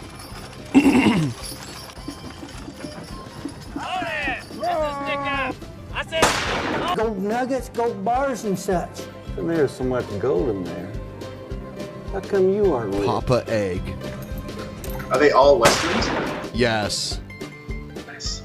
They're It's funny because they talk about how their movies are family friendly, but everyone's shooting at each other in them. Well, that's It's like, family friendly. There's no. In Oklahoma, that's family friendly. Yeah, yeah. You're never going to hear one of us say a cuss word unless you watch my nephew's YouTube channel. We're Because he says drinking the fuck too many sarsaparillas. times. I told my nephew Egghead, don't say the fuck that many times. All Ricks tell Egghead not to say fuck. All the Ricks know. Yeah. And just how was the sarsaparilla run? It's great.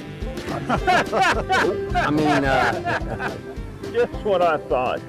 what do you mean rest and reprieve? Why, rest and reprieve from that Mother Superior. She runs that parish with an iron hand. Know where he could be. I've looked everywhere except in that saloon. She's impossible. Did they build this town like a? I think it's part of the history museum they have in is that It might be. I don't know. maybe it's not. I lived in when I lived in New Mexico. There was a set. There was like a western town that was built out in the desert that they used for a bunch of different movies Yeah. over the years.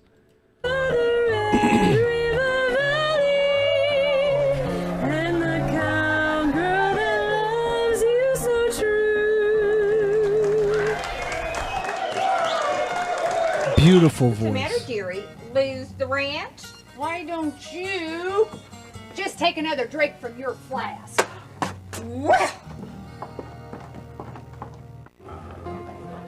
Well, an old-timer fitting his description's been run out of 2 different towns for selling false treasure maps. Who can tell me This is the name it. of our fourth Yep. visit? There he is. There's little Egghead. baby eggs. And he'll get up. He has some lines. Speedy. Speedy. I love how he's dressed. I don't know, Miss Scott. Oh man! Listen, Egg, I was with you till right then. Yeah.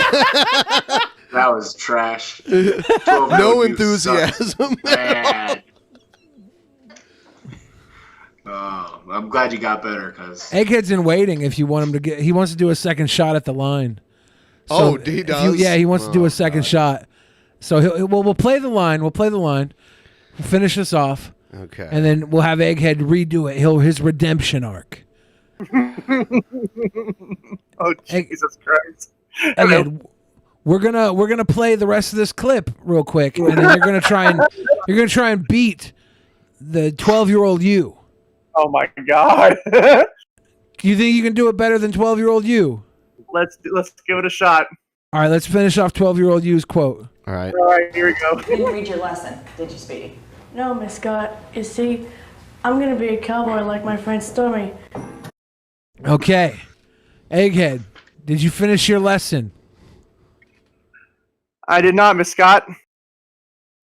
Why not, Egghead? Well, because I'm gonna be a cowboy like my friend Stormy, so I didn't see the reason to. No. You had all this time to redeem yourself, Egghead. Oh, I You tried. came in, and I'm gonna give it to 12-year-old Egghead. You know what's funny? Didn't drop one fuck. Didn't drop one fuck. Yeah, in that that's one. true. Eh? You dropped 0 fucks. I gave no fucks. Chill, I Egghead. gave no fucks to give. Egghead, Yes. have you been enjoying tonight's episode? Fun. I'm surprised that you guys haven't continued on with the series that I sent you, because I sent you like all those movies and you only did one. Yeah, I'll tell you why. That first one was horrible. We needed about a year break before we watched the next one. I told Ben I would do one every leap year. Yeah. Oh, we go with every 4 years. Yeah, I think that's fair. Oh my God. They're terrible films, Egghead. I love that your family makes them, though. I think it's really cool. That being said, I mean, hey, if you ever want to go to the museum, it's actually it's free. You can go do you're it. gonna comp us some tickets to the museum. It's free. It's a free museum. You can go do it whatever you You want. can get us on VIP. If you want to. Yes. VIP. VIP at the Oklahoma Saloon. Oklahoma Saloon. Okay, Egghead. Last thing I want to wrap up here tonight. Are you ready for actual Mania 10? Fuck yes. I'm going. You are going down. Going down. That title is mine. It's mine. You still have yet to embrace the goddamn cringe. It's mine. The title belongs to me. I believe you're right. I just hope the people see it the same way, Egghead. It's going. It's mine. You're not. Mine. Do you hear me? I hear you. I hear you, Papa. I hear you. Testing. 1, 2. Am I coming in loud and clear here? Egghead. Is Lauren there with you? Nah. Oh, okay. He's lying. Is things going okay over there, or are you moving on? Everything's going great. Good. I'm just making sure. I'm seeing her tomorrow, actually. Good. Can you dry snitch something funny about yourself since she's not there to tell us? Like last time she told us about Hooker Tom. Yeah, Hooker Tom's hilarious. You have a good little jewel that she would tell us when she was here? I'm pretty. Yeah. If she was here, I'm pretty sure she would love to hear this. So, other day, I was hanging out with her, sitting around watching YouTube and everything. I coughed, farted at the same time, and funny thing is, here's the funny thing. Here's where it gets worse. Here's where it gets worse with me and my own stupid mouth and my stupid mixing up of the words and such. I said, "Oh, I coughed and crapped." You coughed and crapped. You didn't mix up the words, Egghead. You sharted. Yep. You sharted, then you tried to pull it back. Oh no! Tell me you did not shart. Lie to me. Lie to did me not and tell me you shart. didn't shart. I did not shart. Dude, you did You always did a wipe check. You checked with a wipe. I did not shit myself. God damn it! Egghead, I'm gonna tell you this, and I'm gonna tell you how I know you're a liar. When you fart in front of a girl, even if you cough and fart at the same time and you weren't prepared for the cough and fart combination, you're not gonna go and tell her you shit yourself. That's not what any man does. Every man would be like, "Oh, excuse me, yeah, I did a fart and a cough at the same time. That's very irregular for a man like me." I meant like legitimate to say cough and fart, not cough and crap. Is that what you meant to say? Because what you said is you told the girl you've been hanging out with for a matter of what, weeks, months now? Not too far. In. You told her you shit yourself. That's all I'm gonna say. I'm gonna end it on that. Oh, I know what I said. God damn it! It'd be better if you did shit yourself, because then you'd be an honest man. Now you're just a stinking fool. Oh, wow. God damn you! Wow. And just like, you are so going down. Ooh. And I'm gonna stop and shit in your face. Wow. Oh my God. Again, thank you for calling in, Rickey Shane Page, my friend. Thank you for coming back on the show. No worries, man. Hope you had a good. I'm enough sure time. this was an interesting experience for you. For sure. Yeah. I'll keep you guys updated on the dildo I buy for King of the Deaf. Yeah, I can't wait to send see us that. the video. We'll get everybody to check in and tune in live on pay-per-view. Again, go to Rickey Shane Page Twitch page. You're streaming there quite regularly. We. Oh my God! Someone just said, "I bet that fart smelled better than his bathtub." There's the Egghead bathtub. We haven't even talked. Oh, okay. Yeah. We're ending it. Like I said, we could go. We can go for hours and hours. He just. So many memes have been created too. There's the Bible. That's another one. He's my buddy pal. We have fun around here. Yeah, I love it. Cool. I love it. He's great. And he's a good promo. RSP approved. You're a good promo. Great promo. All right. Good night, everybody. Good night. Yo, safely! Let's go find this hater and put a bullet in his fucking head. How you like me now? I'm the only critic with the good kind of fairy drama.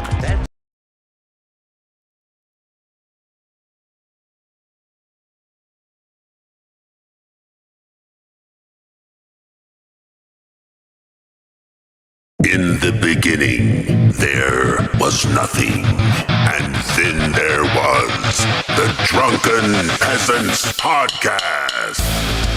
Drunken Peasants, Drunken Peasants, Drunken Peasants, Drunken Peasants. From the strangest corners of the internet, gonna get TP'd by Billy and Ben. You know where you can find them at. Get ready, cause they're gonna kick your... Drunken Peasants, Drunken Peasants, Drunken Peasants. Drunken Peasants.